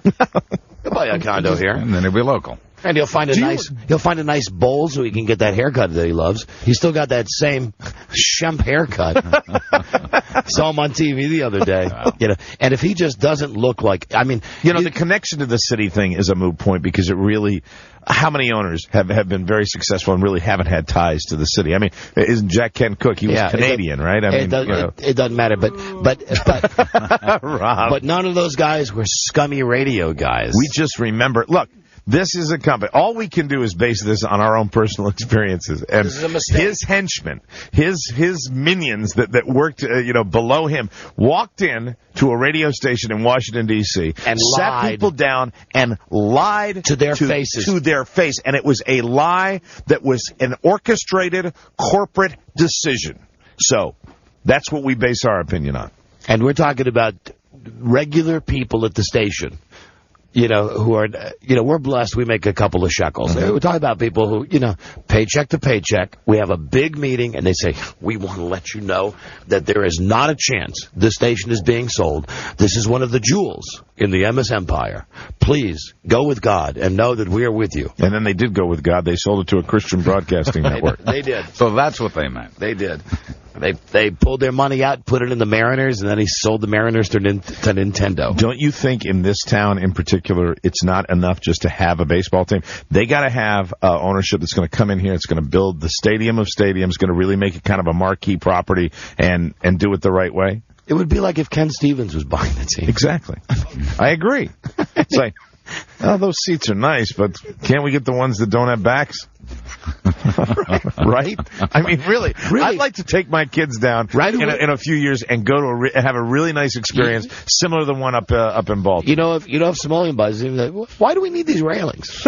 I mean, exactly. But how much are these costing us per game? Exactly. I mean, what are the odds of someone falling out of the stands? You sit down in one of the chairs, and I don't want to use any examples as far as bad buildings to see a game, MCI Center, but you put your right thigh in the seat. This is all that fits. Well, we thought we'd get a few extra seats in each section. Yeah. Guy's kind of a scumbag. And maybe he's in town listening to the show today. Sure. Hi, Jeff. How you doing, Jeff? So you can't fire us now for mentioning when you put on that baseball uniform and went into the board of trustees or whatever, the board meeting that you went into. They all laughed at you. Unbelievable. You idiot. You big dummy. Jesus Christ. How do you feel about all those people at WAVA that looked you in the face? Mm-hmm. I want you to know, for those of you who have families here, you know what MS, this was the biggest lie. MS stands for truth. Wow. And he was one of these guys who answered his own questions. I remember the big lecture at the end. Sure. We've had some problems with the Mariners. I know you're asking, but what about the Mariners? I'm telling you, we can make the Mariners work. And I know you say, what about the station? This is a crown jewel. I know you're saying, Jeff, we've heard this before. I'm telling you, you have nothing to worry about. And I swear on my wife's life, 48 hours later. Right. Boom. Good news. You've been sold to Salem Broadcasting. What is that? They own God stations. Might be a real good idea for the alleged sports journalists in this city to maybe stop for just a second with the nonstop suckling of the burgundy and gold and maybe do a little feature reporting on some of these ownership groups and let people know what's coming up. But that's not going to happen. Well, mainly, why don't somebody just do a hatchet job on Somalia? why don't they just... Well, a little bit, when I read the other day, or today, I forgot when I read it, was a little bit about, he wants to reassure people he won't be moving the team. If you are having that question about a prospective owner, the guy shouldn't even be in the running. Right. It's like already the team is a year old. It's moving. You're just going out on a first date with somebody. Yeah. Like, hey, I want to assure you something. I'm not going to cheat on you. Exactly. And you've not even banged her yet. Bingo. Okay. Then the girl, of course, she thinks the guy's an idiot. Anyway, that's Jeff Samolean. That's the guy's name. Jeff Samolean. Remember, MS means Truth. Hey, you know, if we hit the lotto, wouldn't it be great? Wouldn't you and I have we'd have a blast screwing that up, wouldn't we? Oh, God. Wouldn't that be great? Because you really could bring on what I believe is the greatest baseball promotional night ever. Doc Johnson Marital AIDS Night. Tell the kids to stay at home tonight. It's a late game. We normally start at 7. We'll start this one at 10. I've also dreamed of Grain Alcohol Night. You know, all the great promotions that they never really do. Wasn't it the Brewers that used to have unbelievable drunken beer promotion nights? The one that put them over the top was Cleveland Indians Nickel Beer Night. Oh, man. And they only served until the 7th inning. And I remember when I was a kid, it was like in the early 70s, the Indians had to forfeit the game because the fans were so drunk. Right. Because way back then, you know, like drunk driving and everything was just something that... It was okay then. Yeah, right. Something you just did. And it would be okay to send 50,000 people to the ballpark for Nickel Beer. Nickel Beer Night. Nickel freaking beer. Hey, looking forward to putting a bid in on your baseball team. And listen, don't worry, I'm not going to move them. Do you like my haircut? Hey. Listen, what would it take? I really want to buy the team, and I'm really interested. But can I get a uniform? Can I get a uniform with my name on the back and a number 1 so I can walk into the board meeting like that? That's right. And, hold on, I got to take this call. Yes, hello? What, you want to buy some of my stations? Sure! Hey, listen, I will lie to the employees. Yeah. Then he does buy the team, walks into RFK Stadium and says, look at this concrete crumbling. Good enough for me. And tell me, one last thing I'll give you on this. Tell me that this is not related. Also today, it's announced, MS, coincidentally, today, the company they bought some TV stations to, they sold 4 of their TV stations today. Of course. As they're prepping. I mean, so the same he's already kind of deal. started. He's already started. You know, why use his money for the team? Why not just take everything out of the company? For the love of baseball or an investment property? Anyway, boy, we went on there, didn't we? No, but you know what? We're speaking the truth. Entertaining and informative. We're speaking the truth, and we're doing good. And Mike Wilbon or somebody at the Washington Post should just transcribe this and put this in his column tomorrow. You got enough guys in this town that know how to do it. I wish more people would do it. Absolutely. But it doesn't happen. And I think, speaking of Mike Wilbon, it might have been him, or it might have been that old fart Thomas Boswell that compared Simoleon to Bob Short, the carpetbagger that took the Senators out of town. So, they're starting. That's a good start. But if you need some background on this guy, come on, don't you want to write the story about how he lied to all these people and fired them all 2 days later? And I'm going to pay more attention to this because I think it is going to be I'd like to see him get a really good ownership group, keep the team. I mean, the only reason that team's been competitive, I think, is because of Frank Robinson, who's done an amazing job at this. I'm excited about baseball. I love baseball, and I'd love it to just be a real player in Major League Baseball. And if you get the wrong kind of owners on it, it's going to be, let's welcome tonight's minor league player, direct from AA ball, Felicio Navidado. Because he's cheap. Right. Okay, so the name is Simoleon. Yeah, okay? Remember it. Burn it into your brain. Remember, wink, he won't move the team. And remember, you can't spell Simoleon without Satan. I know that's not true, but that's just the way I feel. Sure sounds good. Because MS means Satan. No, MS means truth in Yiddish. Joe Ardinger saw a ghost, and we've still not talked about that. No. We will when we come back. Oh, and Redneck, stand by. That WWE trip to Miami, we'll do that too. This is the Don and Mike Show. The Don and Mike Show. You can call Don and Mike anytime from anywhere in America. 877-365-3636. They're ready to believe you. Right. Forget it, man, and get with the countdown. Shake this square world and blast off for Kicksville. Let's conversate. The Don and Mike Show. It's maybe the greatest pop rock and roll song ever. Maybe. I know I'm an old fart. Is this Shooters? The Ronettes. The Ronettes. Yeah, right. Phil Spector. Right. Phil Spector and his crazy hair. Hey, Joe, come on in here. So we're at dinner last night, and as we mentioned, we had a great time. Yeah. We were drinking, talking, laughing. Mike was cracking us up. We're goofing with Beth Anne. We had a great time last night. And then Joe just pipes in the middle of this that he's seen a ghost here at the radio station. The way it was brought up was Mike was mentioning his new chef, who came from the Bailiwick Inn. Bailiwick, yeah, over right, here in right. Fairfax. Oh, and you said that there's a rumor that joint is haunted. Yeah, it's pretty much accepted by people that work there and stuff. Okay, Joe. That is how it started. We were talking about hauntings in general, right? So I mentioned that the station's definitely got ghosts run around in it. Okay, let's talk about you seeing the Civil War soldier coming through the back wall. Let me put on these glasses. And now you should tell the story like you told it last night. Red if you believe, blue if you don't. Now, first, you're sitting in the theater. Tell it just like you did last night. Remember, now this is probably 6 or 7. Jeez, I've been here 9 years. So maybe. Congratulations. Are you still making a minimum wage? Basically. Anyway, is there any other kind of wage here, by the way? Remember when you had carts going all the way across the back wall? Tape cartridges, yes. Old studio. And just to set it up, remember I told you that at times... Joe, can you set up the clip for us? What will we be hearing? Well, I would do overnight jazz shifts. All night. And back in those days, there was no computers, no internet to read all night, so you had to bring in your newspapers and your books. And I would be reading books and stuff. I'd have to go to the bathroom. And I'd walk out in the airlock, and there might be 3-4 carts laying on the floor.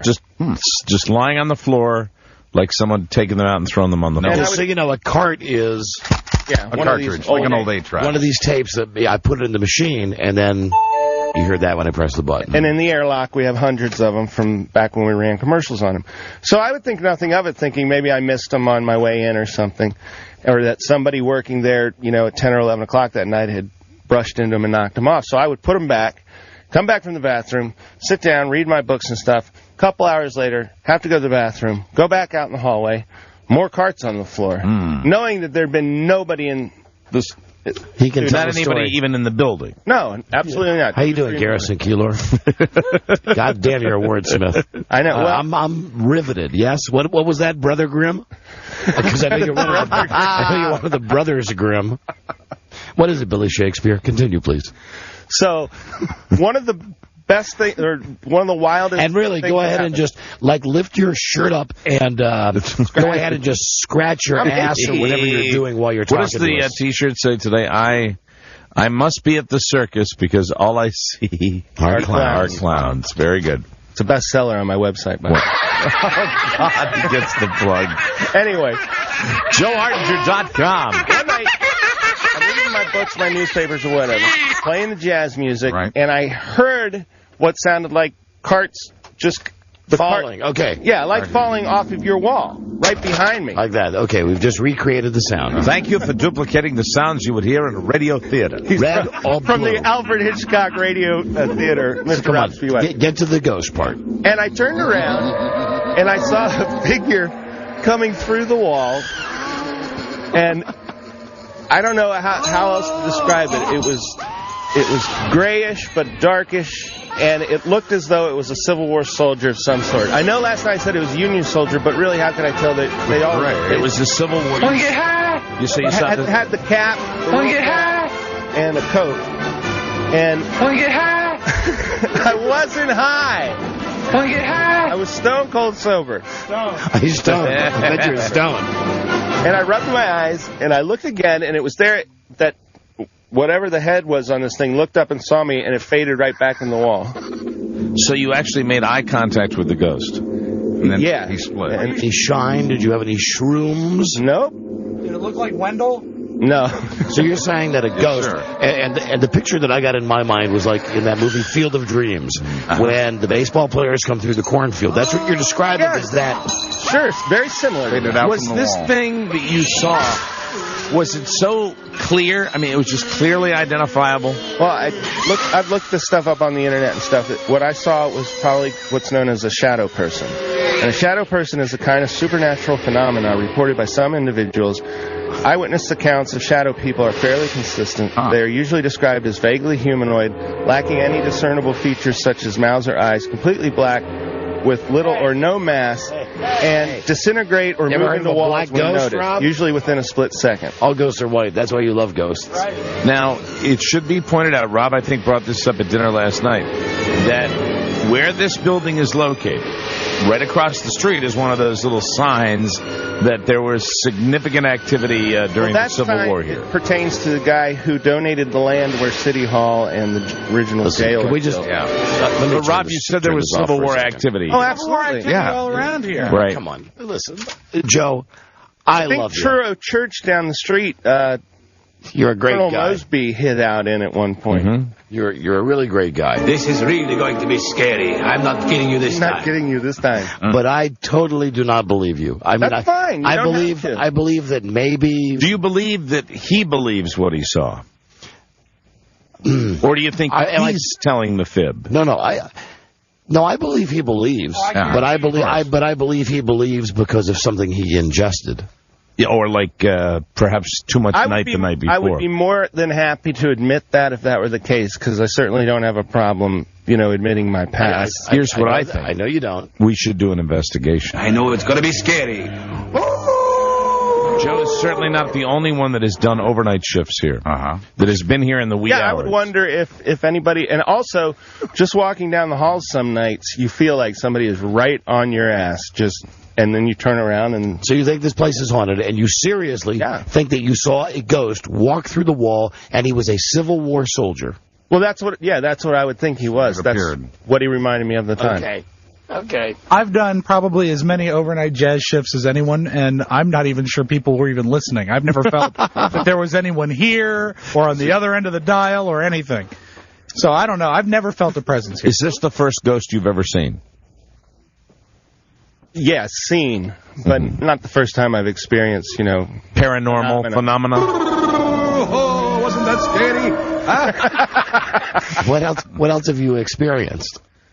No, well, I went in the story about my buddy who works out in the Culpeper Inn, or used to, and the weirdness that was out there. And we used to run around that place in the middle of the night when we were closing it up. And he told me after I told him, I said, "There's something odd about this dining room area." And he's like, "Oh yeah, let me tell you."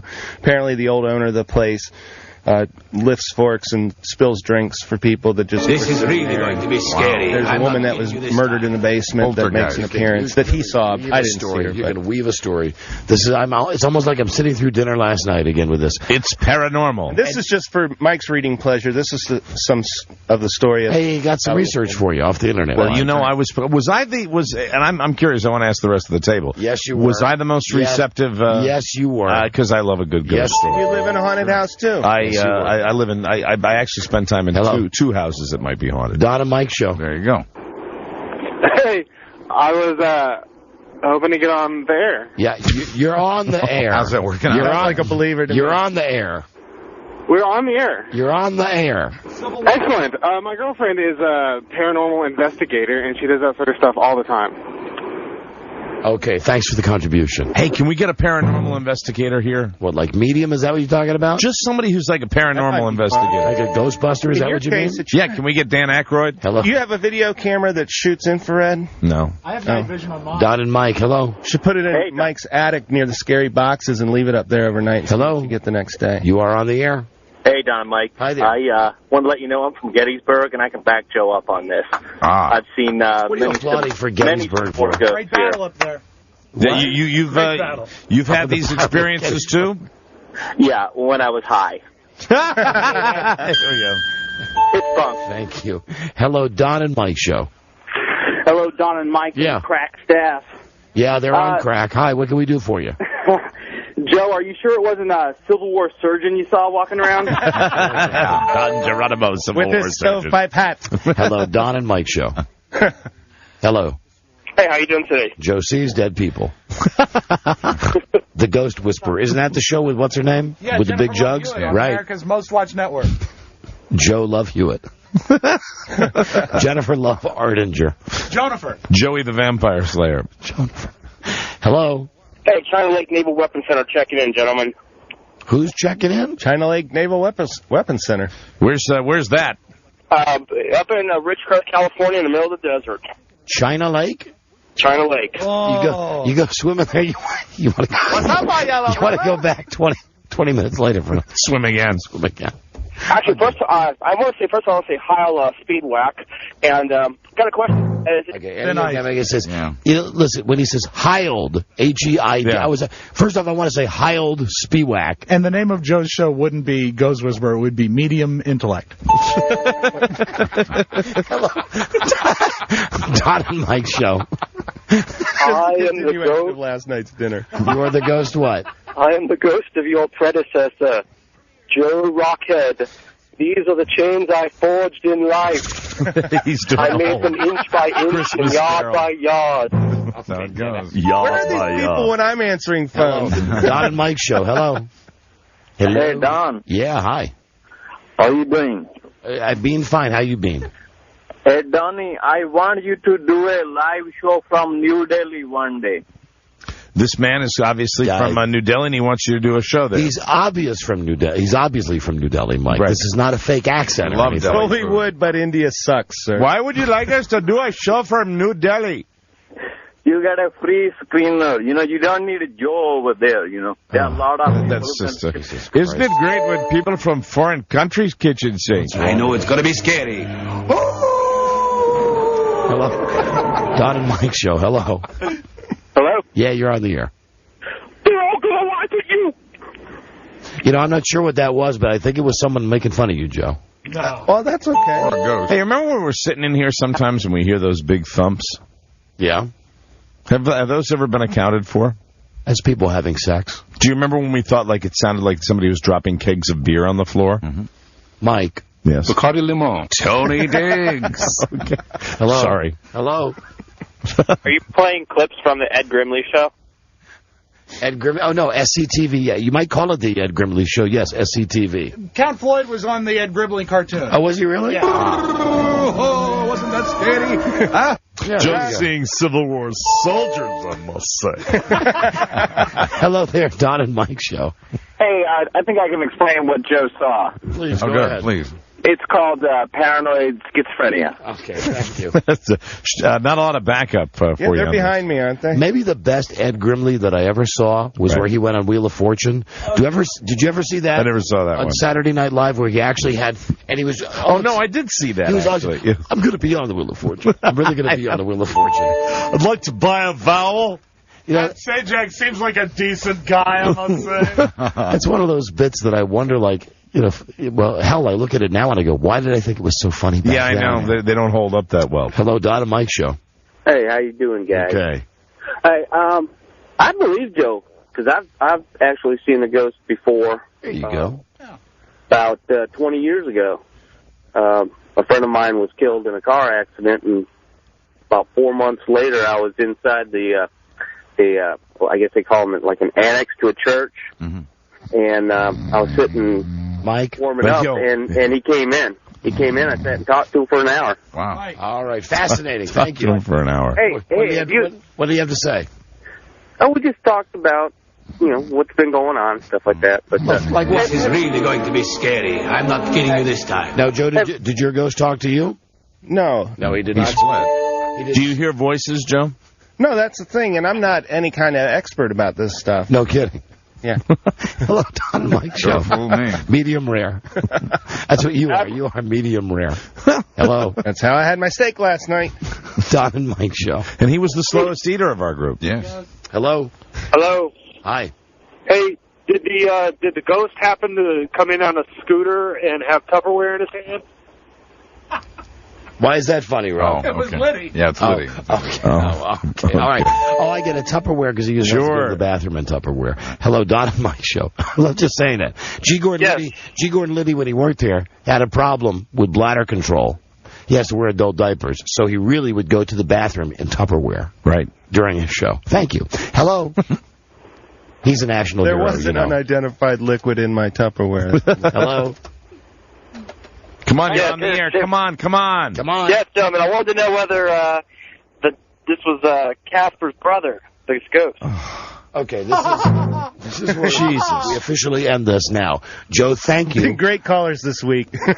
Don't blame the caller. You know, most of those callers were pretty decent. Oh, sure. Because I think you had nothing to do with that. Those were all unscreened calls. I would suggest that you find witnesses, people that can maybe corroborate your you story. You got to find somebody back you up. Or people that might have had a similar experience. Well, I told you that guy McNair. No, but guys here at the station. Find somebody here at the station who's seen a ghost. Or call Mrs. Muir.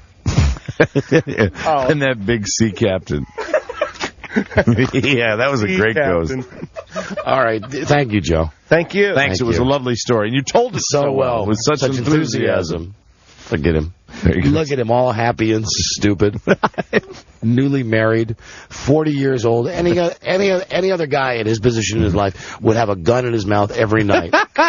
Joe's happy to be here. Very happy. Well, I'm going to keep my eyes peeled, especially when the sun goes down a little earlier. We have John Norman. Maybe this is a witness. Hi, John. Well, I'm not so sure I'd call myself a witness. I'm not sure I've ever seen a Union soldier or a Red soldier wandering through walls or anything. But this is a kooky place, and I've seen things out of the corner of my eyes that doesn't make any sense. Wait a minute. Like, now, are you talking about just regular people, or are you talking about supernatural stuff? I don't know. Such as what? An example, please. Be sitting in my studio working and see something out of the corner of my eye, and I'm kind of back in there where I can't really see a whole lot of things. So if when people walk by, there's usually somebody that I can see. If someone comes into the air, I can see them. But I see things out of the corner of my eye coming from behind me. Middle of the night, yes, I've seen weird things in here. I don't know if they're ghosts. Yeah, I like this. I sure like this. It's getting better and better. Stop giving me that hairy eyeball. That means you're an idiot. I'm going back. I know it's going to be scary. How about I believe there are. Hey, John, wait, hold on, John. How about stuff falling on the floor and things like that? Things like that. Maybe stuff that moves around. Noises, anything. Have you had experience with that? I mean, stuff jumps off those cart racks all the time. I think there are bodies buried in the building. I used to respect you, Joe. I called you come Joe. on. John. He said stuff jumps off those cart racks all the time. It does. Just kind of like that. Yeah. Out of the corner of my eye. I'm throwing stuff. Get out of here. What are you doing? I think you're a smart guy. He is. Don't come in here and back up Joe. For God's sakes. Jesus. There are no ghosts in here. There's no ghosts in here. All about ghosts, or as Rob likes to call them, spooks. Hey, Buzz. Buzz Burbank. A lot of people call ghosts that. Yes, this is true. What did I read in the paper today about... wasn't that scary? They had a picture of that family that we were talking about yesterday from The Amazing Race. Yes, the black family. Yes. And that's what the caption in the paper said. Right. In today's paper is like... kind of confusing, I would... Well, it is their name, but it might be confusing to some people. From Alexandria, Virginia, look at the black... And that's what the caption in the paper said. It says, here's a picture of the black family attempting to pull a boat across the river with a cutout of George Washington in it. And they were disqualified. Yes, they were the losers. Their last name is Black, and they are African-American. And on the show, The Amazing Race, they kept saying, and there's the Wilson family, there's the Burbank family, and there's the Black family. If you just happen to tune in, you might be a little confused. This is really going to be scary. I'm not kidding you this time. Right. Huh? Okay, so that's Joe's big ghost story. I liked it. I believe him. And after we heard it, we all went back to the loft. We took our shirts off, and we made poetry, and we made pottery. I said we made poetry. And poetry. We made pottery. We made s'mores. Yeah, okay. I got nowhere to go on this. I don't. Doesn't leave you many options. But outside of getting a paranormal investigator in here. Okay, so we won't do that. I don't believe him. If you go to popbitch.com, I'll just give you a quick heads up. There are 3 great stories on there that I found today. I just want to say I believe them all, and then we'll move on. All right. First story that I found on popbitch.com is that Whitney Houston was in the south of France doing a show for a Russian billionaire when all of her teeth fell out. What? Really? 2 hours before the concert was supposed to start, they called. Whitney would not be able to sing because all of her teeth had just fallen out. Oh, my God. Oh, dear.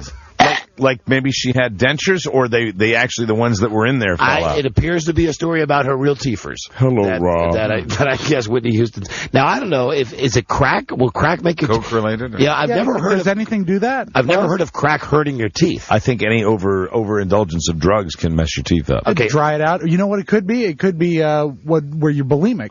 that makes your teeth rot. Well, that's right. You destroy the enamel because of all the vomiting. You got all the vomit. If only she weren't so fat. And also from popbitch.com, this is for Joe, who's a big Stones fan. Joe.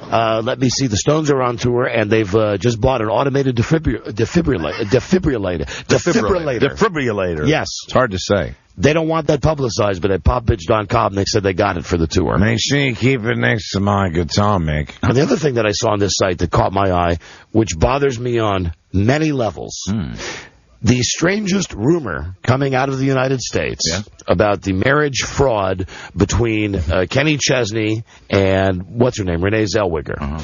When she said it was fraud, Popstar.com is reporting that the fraud has to do with Kenny Chesney's quote-unquote friendship with Indianapolis Colts quarterback Peyton Manning. I'm not making this up. Wow. Go to the website yourself. Not since I heard about Michael Vick and herpes have I been so upset. Man, oh, man. Wow. I mean, you want to talk about scary. Wasn't that scary? No wonder he's not throwing any touchdowns this year. She noticed one day he was eating cat food. Okay, listen. Popbits.com. You'll find those three. We'll be right back. This is the Don and Mike Show. Mr. Phelps, I see under interests you've written debit? Oh, no, that's the butt. The butt. Yeah. And also I like tennis. The Don and Mike Show. They always keep it brown. Don Geronimo and Mike O'Mara. That, of course, was a tape of Kenny Chesney. I've heard a lot of weird rumors about a lot of NFL players. Right. I mean, we all heard the Cordell Stewart rumors. Ron Mexico, Michael Vick with herpes. That's not a rumor. That's a fact. We've heard a rumor about the field goal kicker who was giving himself a moniker because he could. Right. He had incredible flexibility. Well, I mean, it's a combination of two things, I guess. Can't completely shortchange the guy. So there's always rumors about coaches and players, but Peyton Manning is a guy who you never heard in any such rumor. Right. You've never heard his name in any possible situation.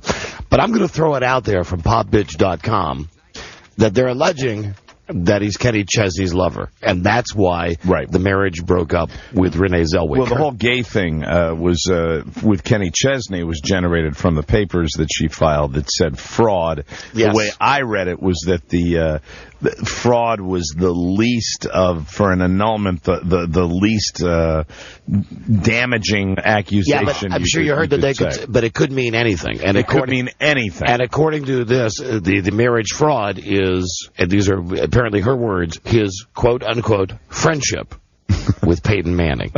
Now, you'd love to know where that stuff comes from. You know, you really would love to know how deep they go and where, so to speak. I mean, I think exactly. If it's Peyton, it's probably, very deep. Peyton throws a good long ball.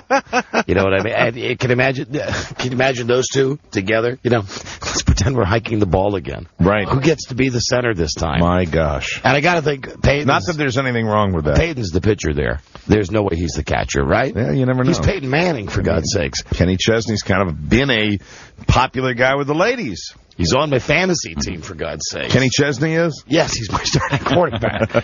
I'll tell you, my running back, Tim McGraw, is going to kick his butt. I just picked up Hank Williams, Jr. And boy, he's late in his career. I'm excited. I got him off waivers.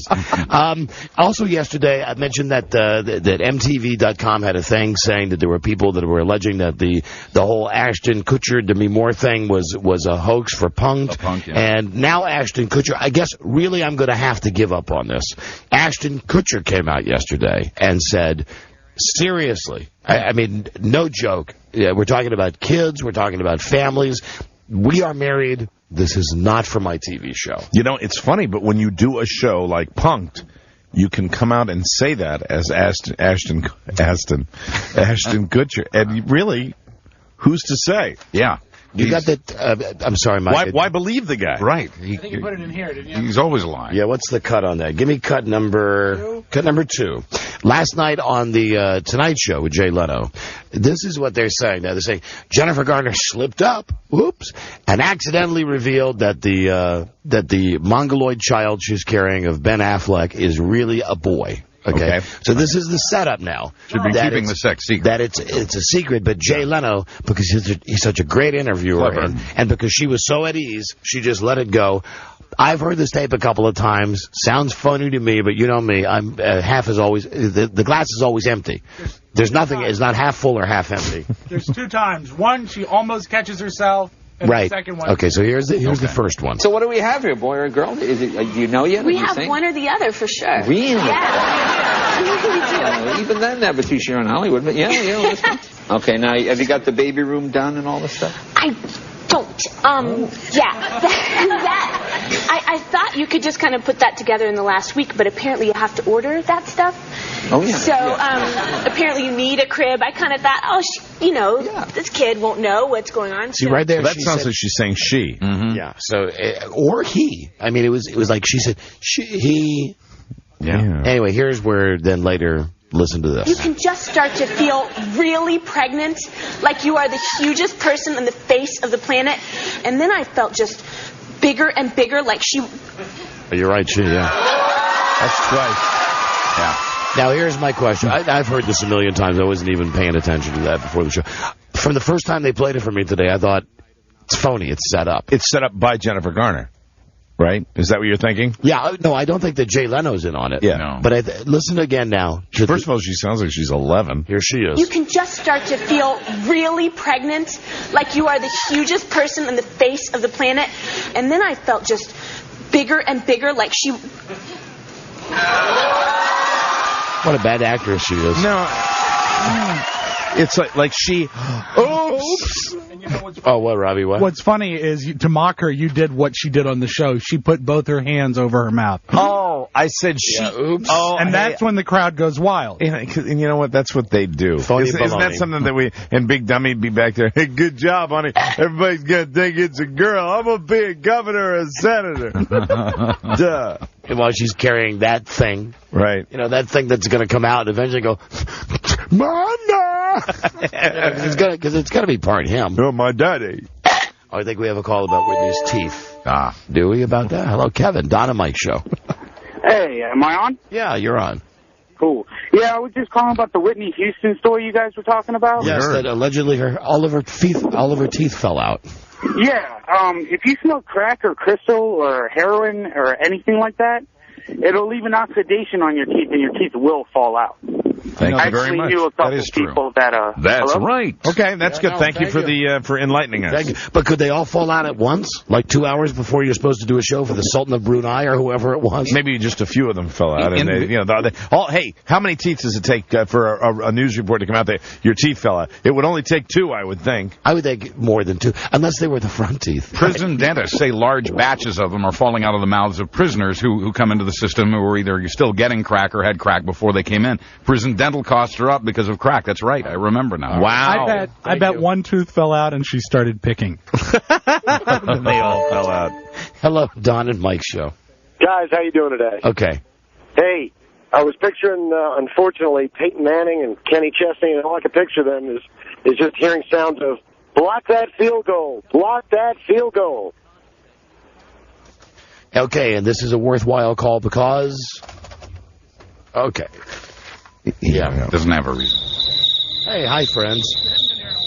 What you guys doing? Hey, don't forget crickets now. If you do crack, all your little cricket teeth are going to fall out. So that's been a bit of a trend today. Even when people were calling to defend Joe. Hello, Don and Mike show. Hey, Don, Mike. Yes, hi. How y'all doing? Okay. Hey, she could also have a condition which is called pyorrhea. It's like a gum disease. Yeah, but I don't think pyorrhea is going to make them all fall out simultaneously. Cousin of Dia. Oh, they came out all at one and time. Dono.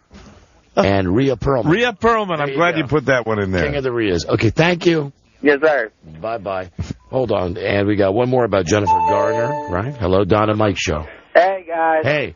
Hey, she made the same slip at the Emmys, but nobody really picked it up except, I think it might have been your boy Billy Bush or Really? Because this has gotten no pub. This is like the Leno show is touting this as, Jay Leno breaks another one. Well, I'll be the first to tell you. I think the real story is that Jennifer Garner is going to be like that woman in the movie The Cooler.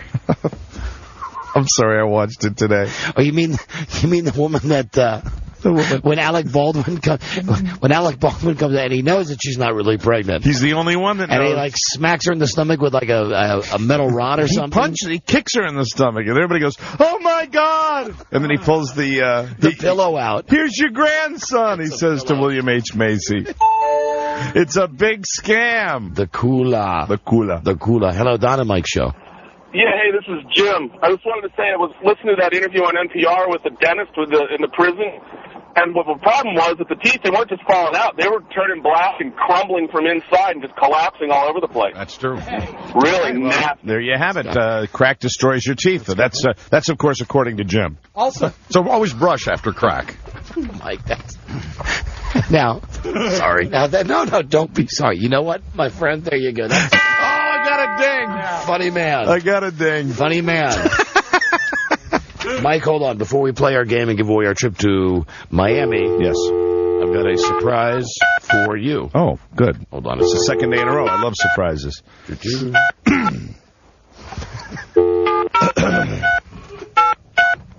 Oh, I see you've already guessed what my surprise is. It's always so hard to give Mike a present. We're going to call Charlie and see how he's feeling today. Yeah, we should. Hello. Hi, Don. Is this FEMA? This is FEMA. FEMA. How are you feeling, Charlie? I don't know. Well, I'm kind of like I was yesterday. But not as bad. Hey, Charlie? Yeah, Don? Do your fingernails grow? No, but... What's happening? One of my teeth just fell out. You're not doing crack, are you? Oh, my God, now they're all falling out. And I've never touched crack. Well, someone touched mine once. FEMA, Don? Yes, Charlie. Bulletin. Okay, bulletin from Charlie. FEMA's haunted. It is. I saw a Civil War soldier walk right through the wall. You know what? Hi, Joe. It seems like... What an idiot. It seems like you're feeling better today, Charlie. I do seem to feel a bit better. No? Oh, no, there it is. All I have to do is talk for a while. All right. Now look what you went and did. Okay, bye, Mike. God. Bye, Mike. Man. Bye, Charlie. Here's today's Charlie Health Update. Not feeling too perky. Oh, boy. Charlie's fingernails grow. My amputation's healing. Wee. Okay. Yeah. Get ready. Get ready. White trash. Oh, good. I'm looking forward to You can just start to feel really pregnant. Oh, shut like up, you are Jennifer. the hugest person on the face of the Okay, planet. we've heard this enough. And then I felt just bigger and bigger, like she... Oops. Oh, right. Duh, how stupid do you think we are? Okay, so she was lying about that. Here is the prize. A trip to Miami for two to WWE's Royal Rumble. Dig this, my friends. Round-trip air, hotel accommodations, front row seats, autographed WWE stuff, and you get to meet and greet your favorite WWE superstar. Wonderful prize. How do you win this prize? How do you win this trip? How? We open up the phone lines now to just the fellas. And just you married guys. That's right. What they're singing, in whatever language this is the theme to What My Wife Doesn't Know Won't Hurt Her. Hello, married guys.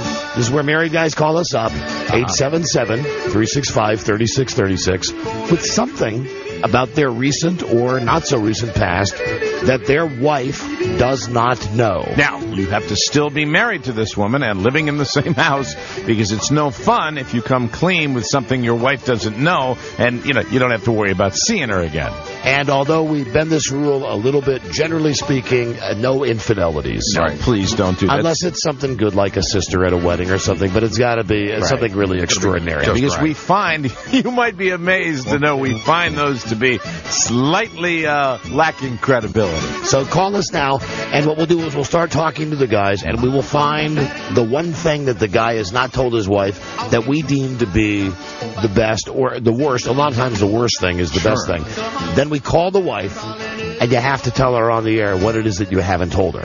And if you spent one of your paychecks gambling, forget it. Don't call. Or if there was a $200 charge on your thing and you went out and you got some lap dances, and please, for God's sakes, that night that you put a dent in the car and you told her that somebody borrowed it, don't bother. Exactly.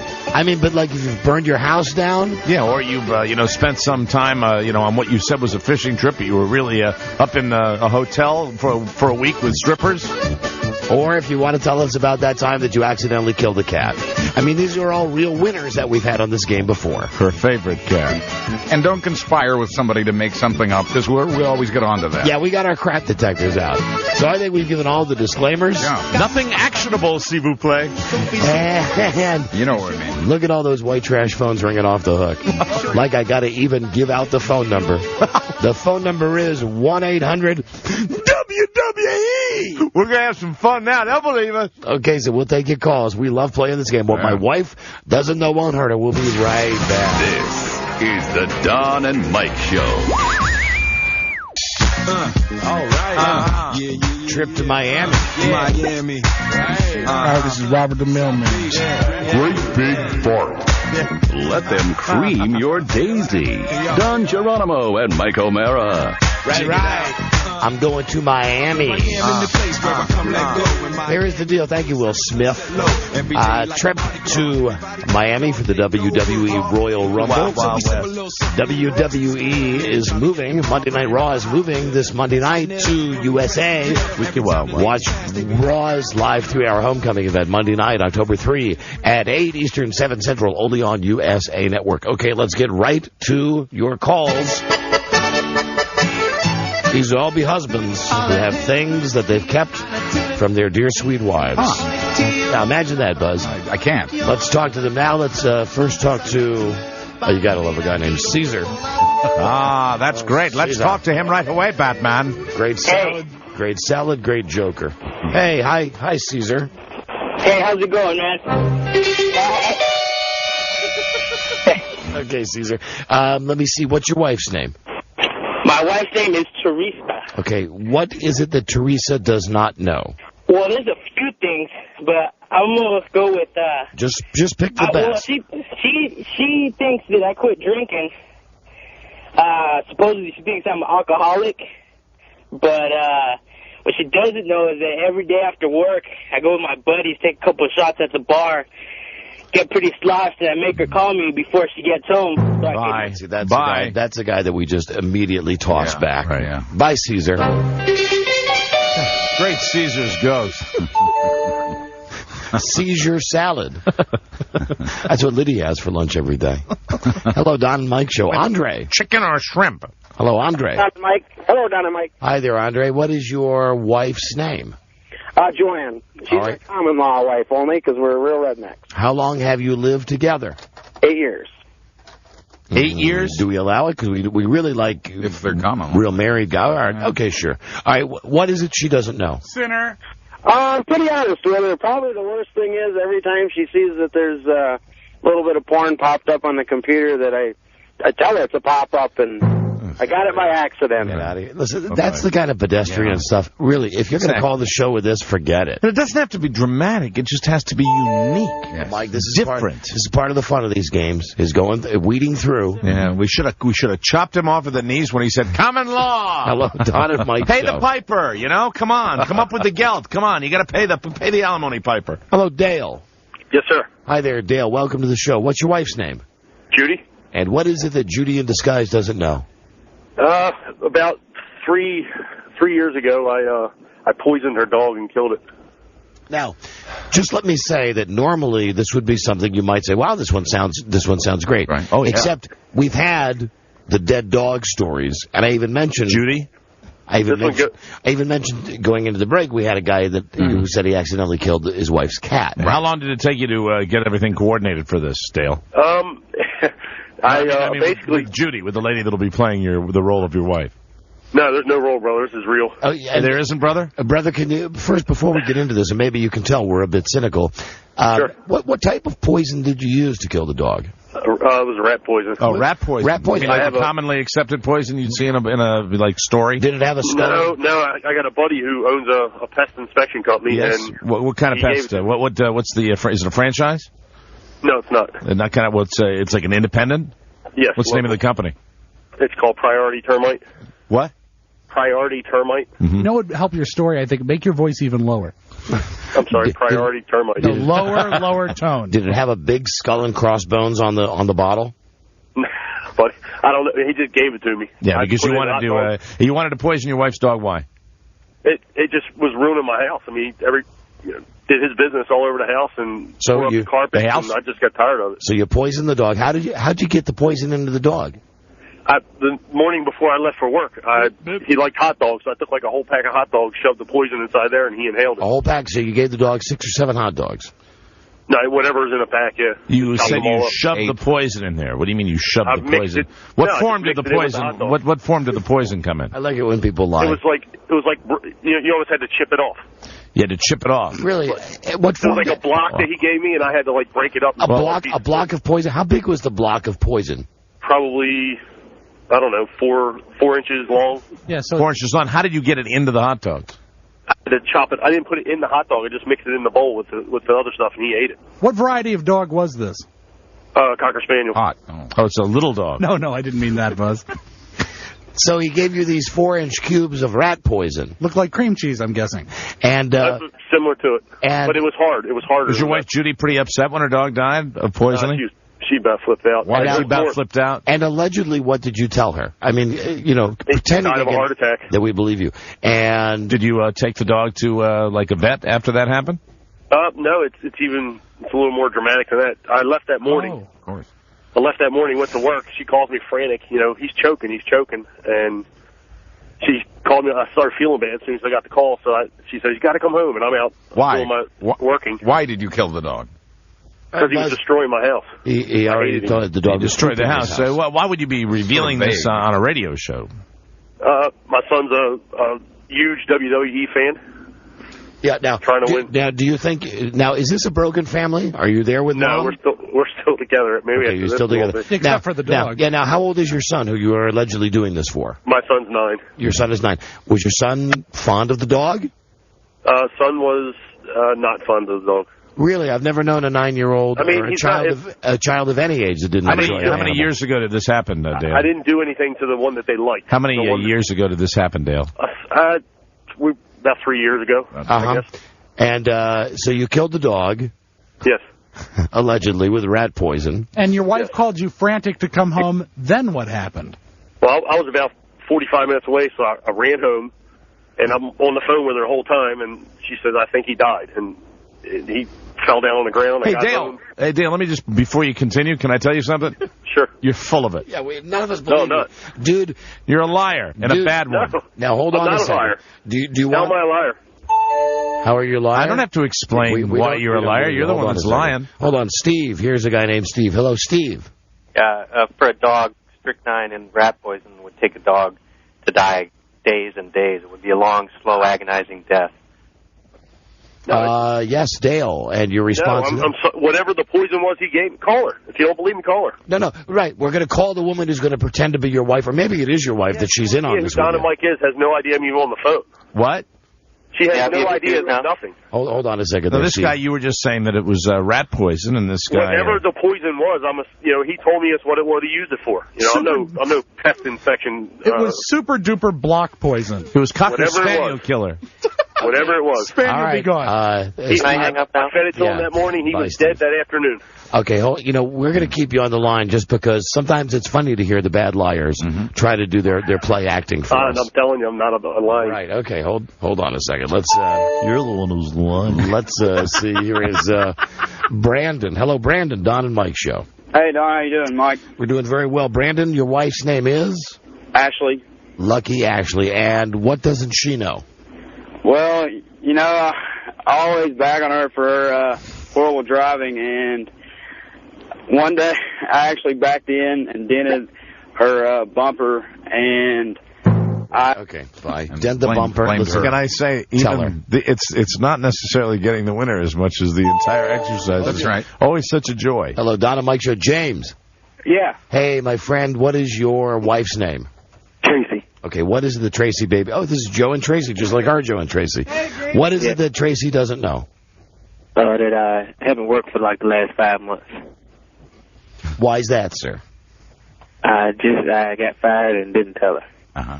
And how are you keeping the lie going with the money coming in? Well, I've resorted to like gambling or playing like Madden online and like Texas Hold'em to like keep the money going in. Hold on. How do you play Madden online to get money? I mean, I understand you can gamble online with online poker, but how do you make money with Madden online? Well, it's kind of like a like PayPal or something like that, where you both give up your credit card number and you PayPal or something like that. Here we go. You know what it is. Some kind of rat poison. A lie. Hello, Josh. Hello, people. Joshua, how's it? What is your wife's name, Josh? Josh. Her name is Her name is what? What's her name? Candy. Yeah. Candy. Candy? D-M. Candy. Correct. And what is it that Candy doesn't know? Candy doesn't know that I took my grad school money and bought brand new golf clubs. Okay. I'm thinking of, but I believe him. I do too, just not what we're looking for. But at least we're moving in the right direction. We are indeed. Hello, Derek and the Dominoes. Derek. Hello? Hi, what's your wife's name, Derek? Leila. Sonia. What is it? Sonia. Sonia. Thank okay, you, and what is it that Sonia doesn't know, Derek? Okay. This is about, 4 months ago. She wanted me to send some money to her mother up in New York. Okay. $200. That's to get a money order. Well, my son broke his PlayStation 2. I really don't get along with her in-laws, so I just took the money out, went and bought a PlayStation for my kids and replaced theirs, and never sent the money and told them it got lost in the mail. All right, now listen. Here's what I don't follow. I don't necessarily not believe you. It doesn't matter. But yeah, I know it doesn't matter. Yeah. But also, like, why wouldn't, if the money got lost in the mail, why wouldn't your wife be on your ass to follow up about that, to say, It was a money order. I thought I would look for the money order. Hold on. See, the thing is, if it's a money order, there would be a record of it, and you could simply find the number of the money order and find out if it had been cashed or not. No, I told her I can't find the money order, the receipt to it. I thought I just bought it, sent it off. Get out of here. The guy with the dog is looking a lot better. At least I'd like talking to some entertaining liars. Hello, Jason. Hello. Jason, what's your wife's name? Jeannie. What is it, Jeannie? Jeannie, get back in the bottle. Hey, come on now, Jeannie. How about a nice lifer down to mine, Jeannie? What is it? Yeah, Jeannie. I bought a $70,000 boat and didn't tell her in February. She knows now, but it's a good example for your show. Okay, see now. It certainly is. He wasn't calling to play because she knows about it, but he's been through his pain. I bought a boat, Jeannie. Hello, Don and Mike Show. Eric. Yes, hello, how are you doing? Hi, we're doing great, Eric. What's your wife's name? Jessica. Okay, what doesn't Jessica know? I've been taking a few dollars every paycheck, and I bought a shotgun from a coworker, and I have my mom holding it till my birthday comes, and I'm going to get it for my birthday. And your wife would be upset with this because? We have children, and she don't like guns, so... Okay, now, we have a finalist. You don't like guns. Yeah. Never hurts to try, Here's what I like about this, because it's unusual. We don't get a lot of these. Not only is he taking the money out of his, paycheck that feeds his family, but his wife's anti-gun, and he's conspiring with his own mother with his mama to give the gun he's paying for to him as a birthday present. And my mom thinks it's great because she doesn't have to give me a gift now. Because I already bought my own gift. Okay, hold on. Eric, you'll be a finalist. Hold on a second. That's funny. Yeah. Hold on a second. Here is, let's see, Donna Mike She don't Show. like guns. Wayne. Wayne. Hi, Radio God. Hi there, Wayne. What's your wife's name? Mary. And what is it that Mary doesn't know? Oh, I know this is a subject that you guys have been over before, but right after we were married, and my mother works at a jewelry store. Well, she did. Is this thing about the fake ring? That's where we bought the wedding ring. Right. Bye. We already know where that one's going. And we replaced the 4,000-carat diamond. She doesn't know it's a cubic zirconia. And I took the money and had sex with a Haitian whore. And now the little love child is living right down the street. But don't worry, I killed him with rat poison. Hello. I love it. It's all working. Don and Mike Show. Bruce. Hey, what's going on, guys? Hey, don't bring me down, Bruce. Okay, as ELO sings. Bruce, what's your wife's name? Bree. B-R-E-E. Bree, okay. And what is it that Bree doesn't know? Okay, theoretically, we still are married, but the divorce papers are in the works. So does that still count? No. Oh, come on. I'm sorry. Listen, no ticky, no washy. You know what I'm saying? Hello, Jim, Don and Mike Show. Jim. Yes. Hi, Don. Hi, Mike. Hi there, Jim. What is your wife's name? My wife's name is Jennifer. What are you guys doing over there? He's still on Brie. Nice runny Brie. Brie cheese, right. What is it that Jen doesn't know, Jim? Jennifer believes that when I'm 33, Jennifer believes that when I was 18, my mother passed away. My mother did not pass away. My mother has been in a mental institution since... We've had this before. Since we 1990. Have we really? Both Mike and I forgot. We looked at each other like, we wow. looked at each other like we Looney might have Bin one is there. always good. I think we've had this before. Yes, I called you before, and I lost out to a guy who killed his girlfriend's parrot.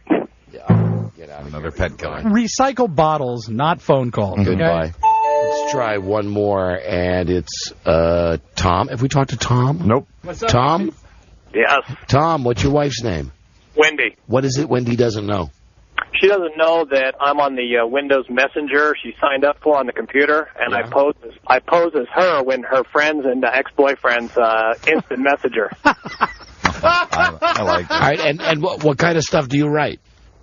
All kinds of good stuff. Well, give us some especially the ex-boyfriends. That's the best. Okay, well, first off, it would trouble me if Frida's ex-boyfriends were still IMing her, but it doesn't bother you. What type of stuff do you write to the old boyfriends who are writing to your wife? Well, I tell them things like how you been doing, just the normal chit-chat stuff, and then I get into, do you remember when, and then I open up, and things like that. I try to find out stuff that happened back then. But I mean, if it was do you remember when, and you were talking to old boyfriends, how would you know the do you remember whens?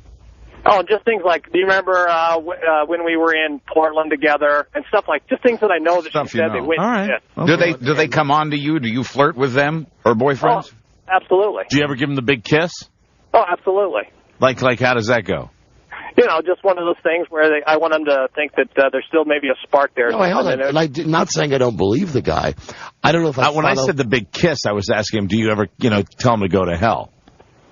Oh, I have with one of them, yeah. I did. Yeah, Mike, that's not what the guy thought. I mean, It sounds to me like the guy is sitting around getting excited, pretending to be his pretending wife. he's his wife, talking to ex-boyfriends, like leading them on, right? Yeah, and it could be a little more sinister. I like it. Yeah, Buzz likes it. I would think if it was me and I had that ability, I would tell them all to go to hell. Do you ever get dressed up and arrange a meeting?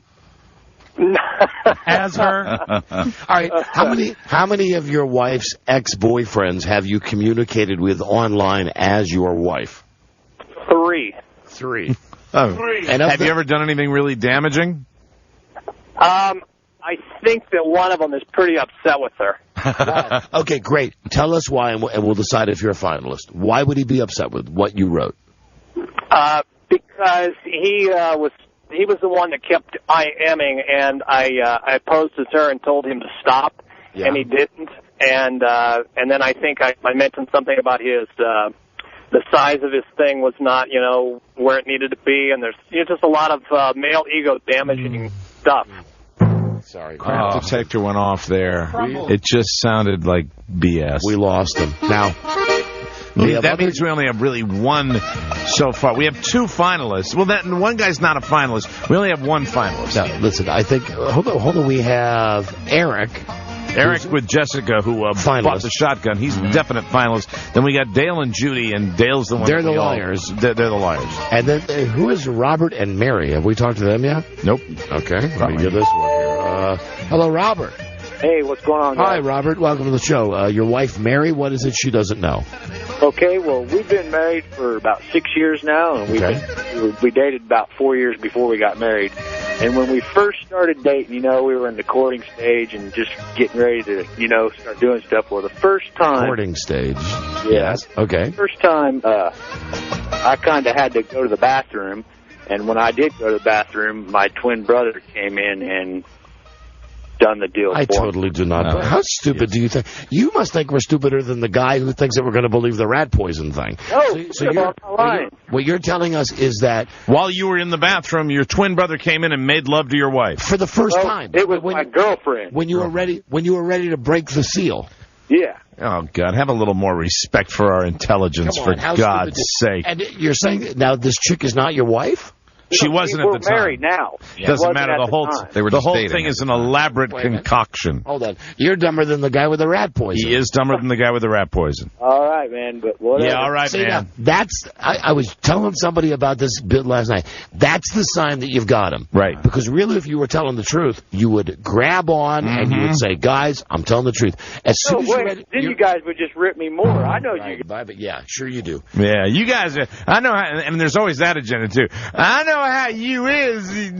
Duh. You know we got him right away though. When we first offer resistance, they go, well, okay. All right, if you feel that way, I thought it was worth a shot for You're WWE. You're lost. You're lost. Meanwhile, honest, wonderful young Eric, who's going to have his mommy give him a shotgun. She don't like guns. She don't like guns because there's kids in the house. Right. And don't forget there's Dale and Judy. Just because I want to hear that one play out, I don't believe those people. Right. I don't believe the rat poison. I don't believe he killed the dog. I don't believe the woman is that the woman is. This is not true. And it's not true because if she really was that banged up about it, and it was this thing that he did, he wouldn't do it on a radio show for WWE tickets. And besides, I mean, yeah. Hold on, let me get this tool back on. Dale. Yes, sir. Dale, now listen. Don't call me sir, please. Your son. What's your boy's name? Same as mine, Dale. His name is what? Dale. So he's Dale Jr. Yeah. Okay, Dale Jr. Now, Dale the third, actually. Now listen, seriously, regardless of you say this dog was liked by your son or not, you want to win a contest. Now, and again, I don't believe you, but let's pretend for a second that I do. I don't know what I can tell you to make you believe me other than the truth. You are willing to tell your son that you killed a defenseless animal so that you can you win. said my wife. No. But like, what? Your wife's going to keep this a secret from your kid? I would hope so. You think that you're going to tell your wife that you killed the dog with rat? If you're telling my kids, I'm not going to continue. But if it's my wife, absolutely. Well, no, you were just saying your wife would probably tell you. Don't you think that your wife at some point would say to little Johnny as he's getting ready for the trip down to Miami, have a good time? Incidentally, Rover is the reason that you're going, and Dad killed Rover. That would kill me. And it's not like you went to a vet and had the dog euthanized. You actually, it's just very hard to believe. And then we get honestly, to I mean, there's more to the story. I mean, I know we've given you some time. But if you don't believe me, I'm telling the truth. I don't know what else. There's more to the story, huh? So you've had time to think about some more stuff. Yeah, we've had him on hold for 10 minutes. I'm sorry. Why would I hold on for this long to be humiliated with you guys? Because you want the trip. You want the trip, no, you greedy bloodsucker. All right, it's the truth. It's been 3 years. Her pains, she's healed by now.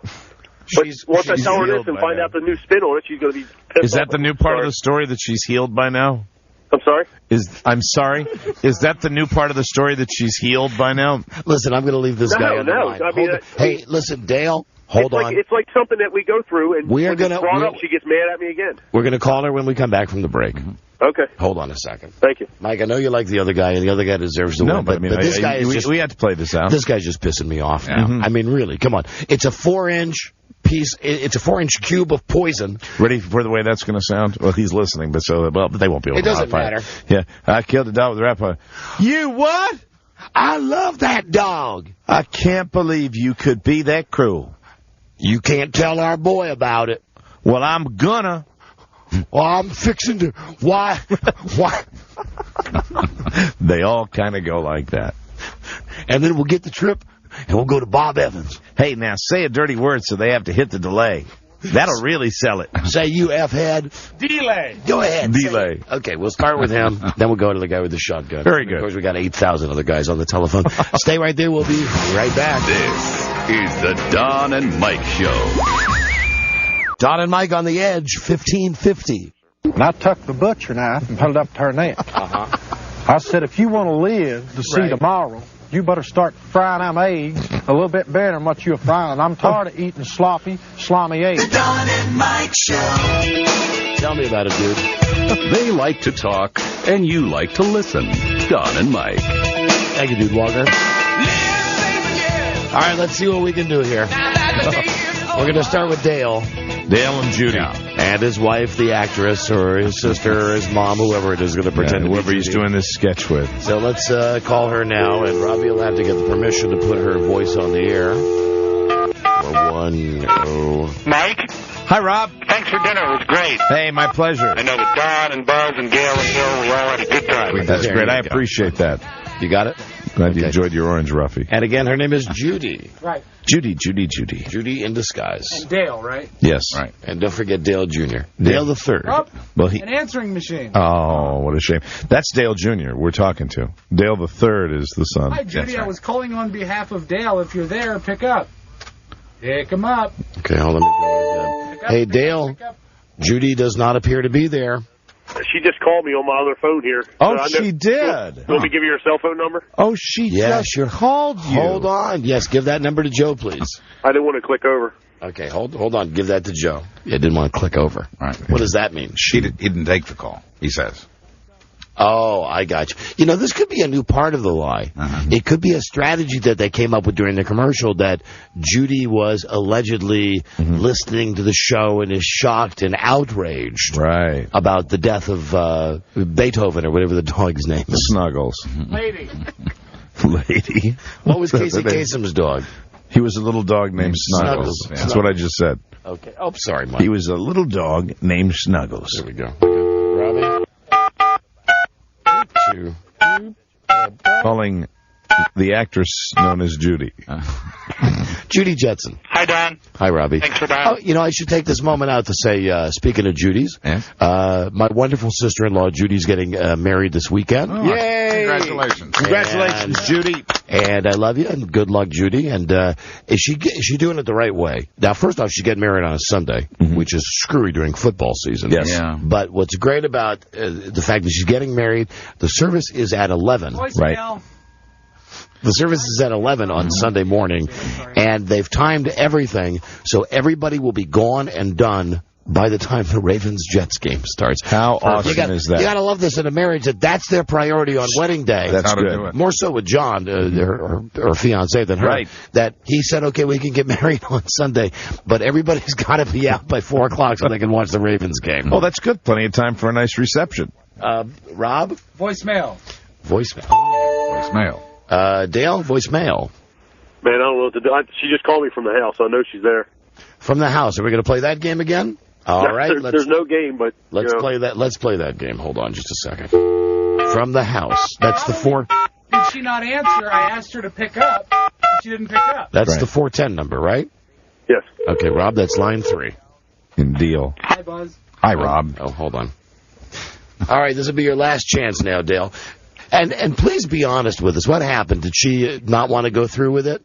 Could you? No, Don, I'm not telling a lie. I'm telling the truth. Hold on, Robbie, you got her? Good. We have your husband Dale on with us. Okay, hold on there, Dale. Here we go. Hold on, Dale. In order for him to claim his prize, we need to put your voice on the air. Will you come on the air with Dale? Now, amazingly, we've gotten in touch with Judy. When I put you on hold, the next voices you hear, you'll be on the radio, okay? Well, they'll tell you when you get on the air, okay? Hang on for me. Of course, she's very nervous. Remember Oh, my gosh. Oh, my gosh, she's nervous. All right, here we go. Hello, Judy. Yes. Hi, this is Don and Mike. We're on the radio right now, as Robbie told you. Yes. And we have your husband, Dale, on the phone with us. Hey, Dale. Oh, hold on. Let me get him online. We've been waiting to have this happen for the last 20 minutes. Okay. Dale, go ahead. Tell Judy what it is that you've been wanting to tell her.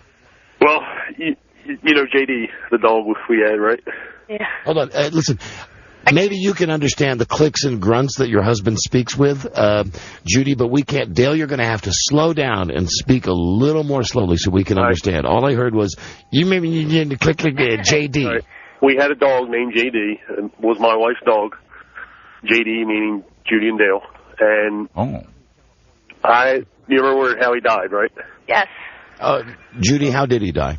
He ended up dying with a heart attack and a seizure in my backyard through my house. Oh. All right, Dale. Well, I poisoned him. No, you did not. Yes, I did. No, you did not. I'm telling you the truth. Swear on your kids. I swear I'm a kid. No, you did not. I did. And listen, genius, tell her how you did this. Tell her in as much detail as you told us. The morning I left for work, I gave him some poison that Don gave me, and hey, I didn't know you were involved in this. Not you, Don, another guy, and Judy, mixed it in with the hot dog. Hold on, Judy, do you guys have a friend named Don? Not that I know of. I don't. Priority termite. Okay. Judy, don't say okay. Do you know the guy that he's talking about? No, she wouldn't know. Dale, would you shut up? I'm talking to your wife. Okay. Judy, do you know? So you don't know? I don't know him, no. It might be a... Why did he say you know Don? He might know because it's business, through his termite business, and... Why are you concerned with justifying Dale's lie when he's just told you that he poisoned your dog? I'm not justifying him. What are you doing? Why would I ever put my wife on the phone and tell her this? To win a prize? Because you want the stupid WWE trip. I understand that, but at the same time, this is something that I hid from her for the last 3 years. Hey, you know what? We can clear this up because Judy said a couple of times, I don't believe you, and, we don't believe Dale either, Judy. So if you agree with us, then it's quite simple. Dale won't get the prize. Can I tell you, I don't know if he's telling the truth or not, but... Oh, you changed, okay. Dale did not like my dog at all. There you go. Now, hold on. Dale, pipe down for a second. Actress playing Judy. Question for you. Yes. Allegedly, what you're hearing here at face value is that your husband took rat poison and killed your family dog. Mm-hmm. And your reaction is, thus far, has been what? You've said... I'm heartbroken. Oh, you sound heartbroken. Why are you making me cry? Oh, I don't hear any tears. I mean... Me and my son's sitting here, if that matters. Is it Dale Jr.? He's a third. Dale the third. Would you tell Dale the third what his daddy did? No, I would never do that. Don, that's it. We're done. All right, well, then hang up, Dale, if you're done. That's fine. If you're going to bring my son into it, I would never do that. For you to do that and ask me that question. Oh, now we're the bad guys. Now we're the bad guys. Oh, you guys are the liars! Your husband has called us with this ridiculous lie. Dale, what a shock. You want to end it, but you're still on the phone. If my son's not on the phone, my son gets on the phone. Dale, you're a scumbag, man. You really are. Admit that you're lying. You just wanted the WWE trip. How am I lying? Dale, we told you. Crying on the phone. Hold on. I've not heard your wife crying. I heard her whip up some fake tears. Right now, if you like to... to be justified. There's tears in my eyes. That was only after I said, how come we're not hearing any crying? We just don't believe... I'm dumbfounded. How would you react if someone just said that to you? Well, you know what? Would you be in shocked, or would you be crying? You sound upset with us, Judy. I think you should be upset with Dale. You're trying to justify my tears or something. I'm getting... Hey, listen. We didn't poison the dog. Listen, you clampets think that you can pull this off on us. I'm a clampet. You're the idiot that called me at my house. Hey, idiot. We're only calling you because your idiot husband called us. You're the idiot that have the job that like to harass people. Yeah, there it is. Yeah, there it is. There's the agenda always is, right we there. We like to harass people. Hey, honey, how do you think? Do you think we got? I don't even know what radio station. Oh, now you say what radio, but well, it's interesting how you said you're the idiots that like to harass people. But you are the idiots. I have no idea what radio station you are. My husband may listen to you in his vehicle commuting back and forth to work. Honey, listen. I chose not to. You know what? There's much better radio stations. There's much better radio stations. Honey, listen. This is a beautiful act you're putting on, but understand this. You know what? Your husband is a liar. I tell you the same thing in front of you that I'll be saying. Your retarded husband. Hold on. Your retarded husband called us. And he's got the balls to try to stay with it till the bitter, bitter end when he knows that we know he's lying. Because he wants a trip to Miami, and we don't believe that he killed your dog. And meanwhile... My husband hated my dog. Possibly he did. I don't know. So it's okay? Hold on. Just a second, Judy. It's okay with you if he killed the dog. No, it's not okay. Well, you just said I love my freaking dog. Well, what confuses me is you seem to be angry at us and not at Dale. No, I'm angry at you because you're trying to insinuate if he is lying or if he's not. That's completely wrong. Hey, listen, honey. So let's take the dog poisoning out of the equation completely. You're concerned with us saying that we think he's lying about it. What would you? If he's lying about it, I think that if he's lying, or if he's not lying, or if he poisoned or did not poison, or if you guys are playing playing a joke on me. We're not. I don't think any of that is correct. We are not. We are, and you're a beautiful actress. You deserve a daytime Emmy for I'm an this. actress. You know what? I deserve an Oscar, don't I? You know, and what's Why don't you amazing come is to my how... house and present it to me. You know what's great? What's great, you brassy woman and you brassy guy, you guys stay on the line. That's what kills me. I don't want to stay on the line with you. Well, then hang up. You're not worth Well, my why don't you time. hang up then? You're sitting here Why don't you go? Why don't you go ahead? Hang up. Judy, if my children? I really don't think Hey, it's a so. free country. Hang up. We're asking you to hang up. You're nothing but Judy, just hang up. Who's us? We're nothing but garbage. We didn't kill the dog, honey. Judy, just hang up. We didn't kill the dog with rat poison. If you're calling my house over and over again, it's called harassment. Hey, honey. Hey, bitch. Hey, you stupid bitch. Hey, you stupid bitch. Hey, Dale, you tell man, don't call my wife that. You tell your wife, who is a walking C word, that you called us and you asked us to... Never call my wife that. You understand? Screw you. Your wife's a dumb bitch. I know your radio station. You're Screw a stupid hillbilly. You're a... You got a little agenda, nice. Dale? If we only knew who you were? No, you don't talk to my wife, just like I don't talk to your dead wife that way. Yeah, you brought it in. Oh, now bring that in. There's the agenda. Hey, here's the difference. I didn't call a radio show Yeah, this is to good talk radio, about my right? wife. Now you got her pissed off. You got me pissed off because you're insulting my wife. Well, you're the one that murdered a dog. Allegedly. You're the one that allegedly murdered a dog. There hold on.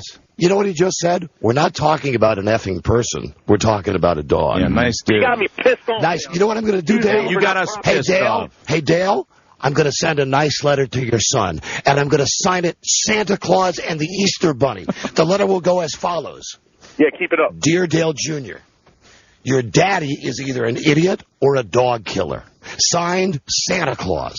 Right. Now, it's amazing. You stayed on the phone the whole time, Dale. You insulted my wife. You stayed on the phone beyond that. Hold on.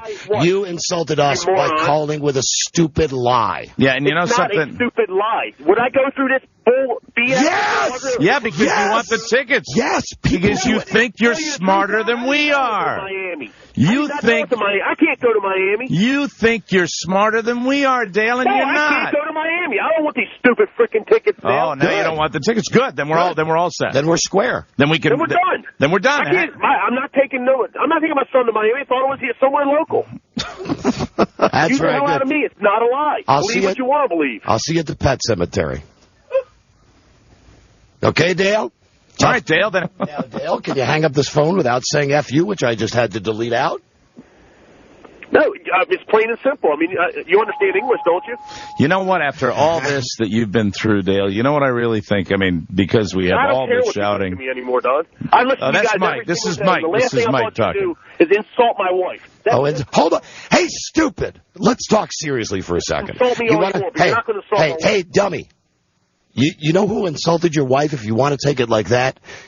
You did when you called a radio show. No, I hurt my wife's feelings is what I did. I didn't insult You didn't. Well, you might have thought about that before you killed the dog and called a radio station to talk about it. You don't think that poisoning? You don't think that poisoning a dog? Let's say that you did it. Poisoning a dog that was named after your wife. You don't think that's cruel to your wife? But you think it's cruel that I called your wife a bitch? You need to get. I don't even know my wife. You know what you need to do? Never call your wife that. You need. Yes, I Never did. call your wife. Hey, the bottom line is, hey, Dale, this is Mike talking right now. My wife wasn't a stupid bitch like Dale. You put yourself into this. You are responsible Dale, for this entire conversation. Why don't you put your son in a box and mail him to me? I'll raise him. I'll raise him so he gets learned good. Yeah, my son's well taken care of, Don. Sure he is. Sure he is. From Daddy the dog killer? He doesn't know that. And never will. That's the thing. That seems to be where they draw their moral line here. And what's amazing is Judy, who was supposed to be so upset about this dog, didn't seem to be concerned with that at all. She seemed to be more concerned about You've never made any making mistakes in sure. your life, have you, Mr. Perfect? Mr. Perfect. And Mike, you remember what she said? Well, when we asked her about that, she can't answer my question. He didn't like the dog. Hey, Dale, can I ask you a question? You know, I can't say what you've said, and you've used the words that we've had said delay. You guys have never made a mistake in your perfect lives, have you? Your mistake today, pal, was calling this radio show and thinking in your limited intellectual way. Yeah, you're right. You're right. It was, Dale. Yep. Because you're a moron. Huge mistake for you. You know what? I'll admit that I'm a moron for calling your radio show today to try and... You know, let's... Good. Well, then we can all agree on that. Let's just hope your son, Dale III, doesn't mess up the house. Or what? Or he's going to get some poison too, right? Okay. Yeah, right. That makes a lot of sense. Well, no, you did it with the dog. Dog I didn't killer. love the dog. I love my kids. Oh, dog killer. Right, dog murderer. Right, because there's a call me that. There's a difference. Oh, I don't care. I don't know care you about don't. them dogs. I care about my kids and my wife. No, you don't. Sure you wouldn't have called you wouldn't have if you cared about your wife, you wouldn't call a radio show. And you wouldn't have killed the dog. You wouldn't. What other way would I be able to tell her this? I suppose you couldn't tell her in a quiet time in a very sensitive environment. You couldn't tell her like in real life. No. Why? How could I do that? How could you do that? You take her aside. You say, "I killed your dog." You guys were my avenue to be able to tell her that. Oh, you're so full of crap. You're such a liar. You're a friggin' liar. No, you really are. Whatever you think. Whatever you think. Well, that's what I think. I think you're a friggin' liar. Yeah, that's what I am. You are 1,000% I'm not a liar. friggin' liar, Don. Yes, you are. You're a liar. You are a liar, Dale. You're so wrong. Okay. Well, Dale, I mean, you're staying on the line. What else do you want? You're not getting anything out of this. I don't want nothing. Have a good night going home with Dale the Third. Why don't you talk about your good times with J.D.? Yeah, talk about the whole day. Why don't you call your little boy aside and say, you know what Daddy did today? Daddy called a radio show and said that I gave a 4-inch piece of poison to the dog and killed the dog. Well, I'm just repeating your words. Your words, not mine. Absolutely. Yeah. I think as a parent, that would be the right upstanding thing to do. Because either way, if you're lying... there's some things that you don't tell your kids, and this is one of them. Dale, don't preach to us about what we tell our kids, okay? I think we got that a little bit more in perspective. Stupid MFer. Listen, what you do is... And first off, if your kid's 9, how do you know that somebody's not listening? Let's say that in some weird, bizarro world, what you're saying is true. Right. And that your name has been on the air, Dale and Dale the Third. You called us. You gave us all the names. You gave us the phone numbers. Your wife gave us permission to put her on the air. So what are you going to do? Dale, this is all on you, brother. They don't know who I am. This is all on you, Dale, whether you like it or not. You're a no dumbass. matter. There are only 2 options here. You're either a scumbag for trying to lie to us or a scumbag for killing that dog. There's no gray area. Either way, scumbag for killing a dog. Either way, you lose. You're an idiot. You're really an idiot. Yep. All right. Thanks for listening to the Don and Mike Show. Yeah, might not happen again. Very good. Might not happen. I'm worried. Oh, my God, this guy's a gem. I'm worried. I'm going to call Arbitron and ask them what our share of dog killers is. You know, because we have like a 25 share. He didn't kill a dog. So that's the one thing I believe. I'm very worried. All right. Goodbye, Dale. Wow. I thought that went well. Wow. We're so late, we got a break. Wow. Got a break. It's always something. What, Robbie? The Poison Supply Warehouse just canceled their subscription to commercials. Oh, sorry. no! I'm sorry. What a dumbass. How great was that? Buzz, I don't know what to tell you about the news tonight. I understand. That we got to do this right now, and we'll be back to get a winner in this contest. and then we're going to do that thing at the end of the news. At the end of the show. Be right back. This is the Don and Mike Show. Roses are red. Yeah. Violets are blue. I'm a schizophrenic, and so am I. The Don and Mike Show. Warning, may cause an oopsie. The Don and Mike Show. Well, we're running terribly late. Oh, that's lovely. Rob just found the commercial we have to read for Buzz's News, which is coming up in a second. Can you burn that out real quick? It's kind of soggy. Yes, Buzz, when he does his headlines here in a minute, will be brought to us tonight by NBC Thursday. Joey, the live premiere of Will and Grace, The Apprentice Donald Trump at ER. It's NBC Thursday tonight. Thank you. We lost the copy. And Rob had to go looking in the garbage. Oh. He said to me, like it's nothing. He said, have you spit in here recently? Oh, dear. You know, there's a lot of pollen. I said, no, I don't think I've spit in the trash can for about an hour. It was good enough for me. Let's and out it came. What is the moisture on the copy, then? What is? That's mostly water. Water, okay. It's when you prowl around when you hit the expectoration. Before we get a winner here, let's just get a little feedback on that contest. Hello, Don and Mike Show. Hey, yeah. Since I made it through that debacle, maybe I ought to get that prize. Okay. Hello there, Don and Mike Show. Hey, guys. Hey. Did you get a winner yet on that WWE thing? Oh, God. Yeah. I know we get people calling and saying, if they thought who was right. I'd like to get an analysis. Hello, Don and Mike, but we're running low on time today. Hello? This is Phil Jr. Get me out of here. What was that? That was helpful. What the hell was that? Hello, Don and Mike show. Hey, what's up, fellas? I was trying to see if you still giving a trip away. Okay, listen, that's it. we are giving the trip away. Don't underestimate the power of greed. We are giving it away to Eric, the guy who says he is buying the gun with his mom. Saving money from his paycheck every week, giving it to his mother. She's going to buy him a shotgun, pretend it's her present to him. And we're running so late today, we don't have the time to call. So, Eric? Yeah. Eric, where are you from, my friend? Stockton, California. Beautiful. Congratulations. You've won the grand prize trip for two to Miami to the WWE Royal Rumble, January 29, with round-trip airfare, hotel, tickets to the event, WWE merchandise autograph, and a meet and greet with your favorite WWE superstar. Yes. Don't kill any dogs. No, I won't. Eric, it's the honor system. When your wife asks you how you got these tickets, go ahead and tell her the truth. Please. Yeah, I will. And remember this. This is just a little song to my fans and friends to tell them a little about me and what I'm trying to tell them. Pan. Peter Pan. Thank you. Oh, hold on there, Eric. Yeah. Hold on just a second. It's Pan. Hello, Don and Mike show. Hello. Hello. Yes. Hey, Don. Yeah. Just want to say, did you notice that the woman never talked about the dog in the past tense?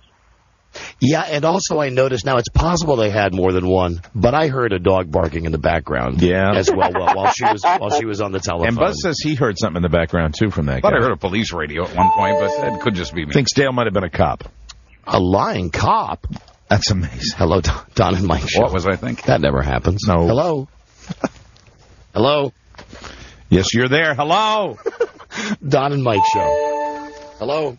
Listen, Hey, Don and Mike. this is like your only chance for instant analysis, so make it good. What's up? I killed my cat. Okay. I'm sorry to do this. We got to cram more commercials in. Buzz and I have worked on this contingency plan when the show, in occasion like today, runs late. It's our plan B. Buzz does have an entire newscast. Yes. And today, Buzz will give you simply his headline page. Very good. All right. When we come back. This is the Don and Mike Show.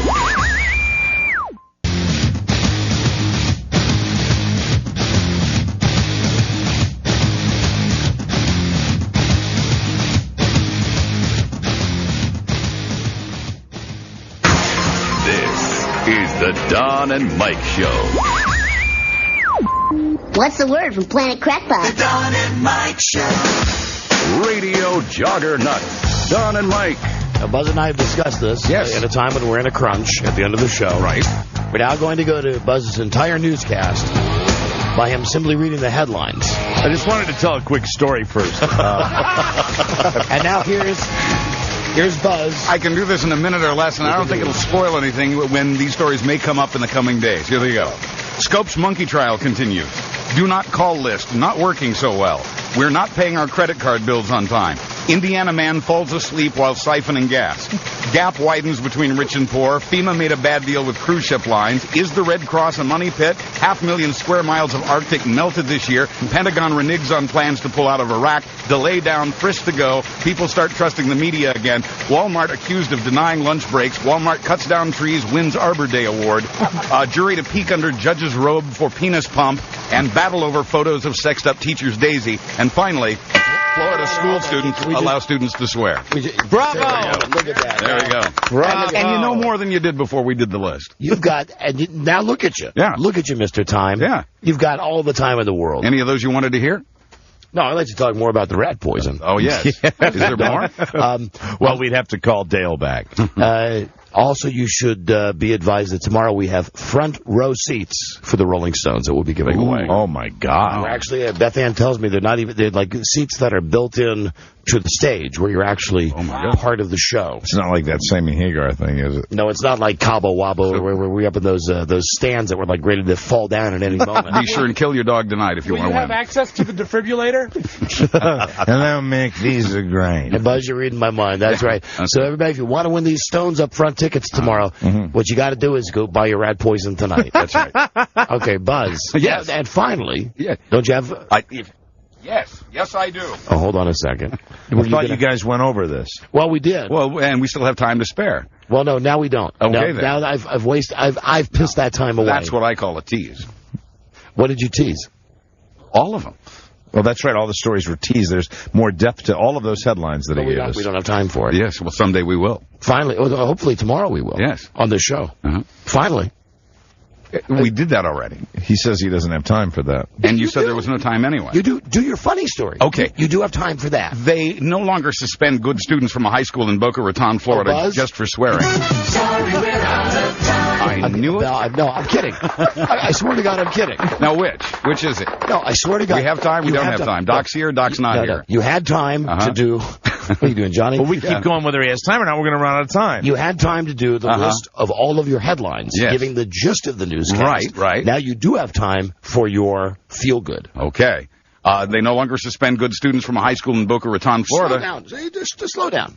Just take your time. They no longer all right, suspend good students from a high school in Boca Raton, Florida, just for swearing. School officials say they looked into it. They say they found that some of their best students got suspended last year for no infraction other than using a banned word or two. Quoting the principal, societal standards have changed dramatically. He's telling his students to model their choice of words after newscasters. F&A.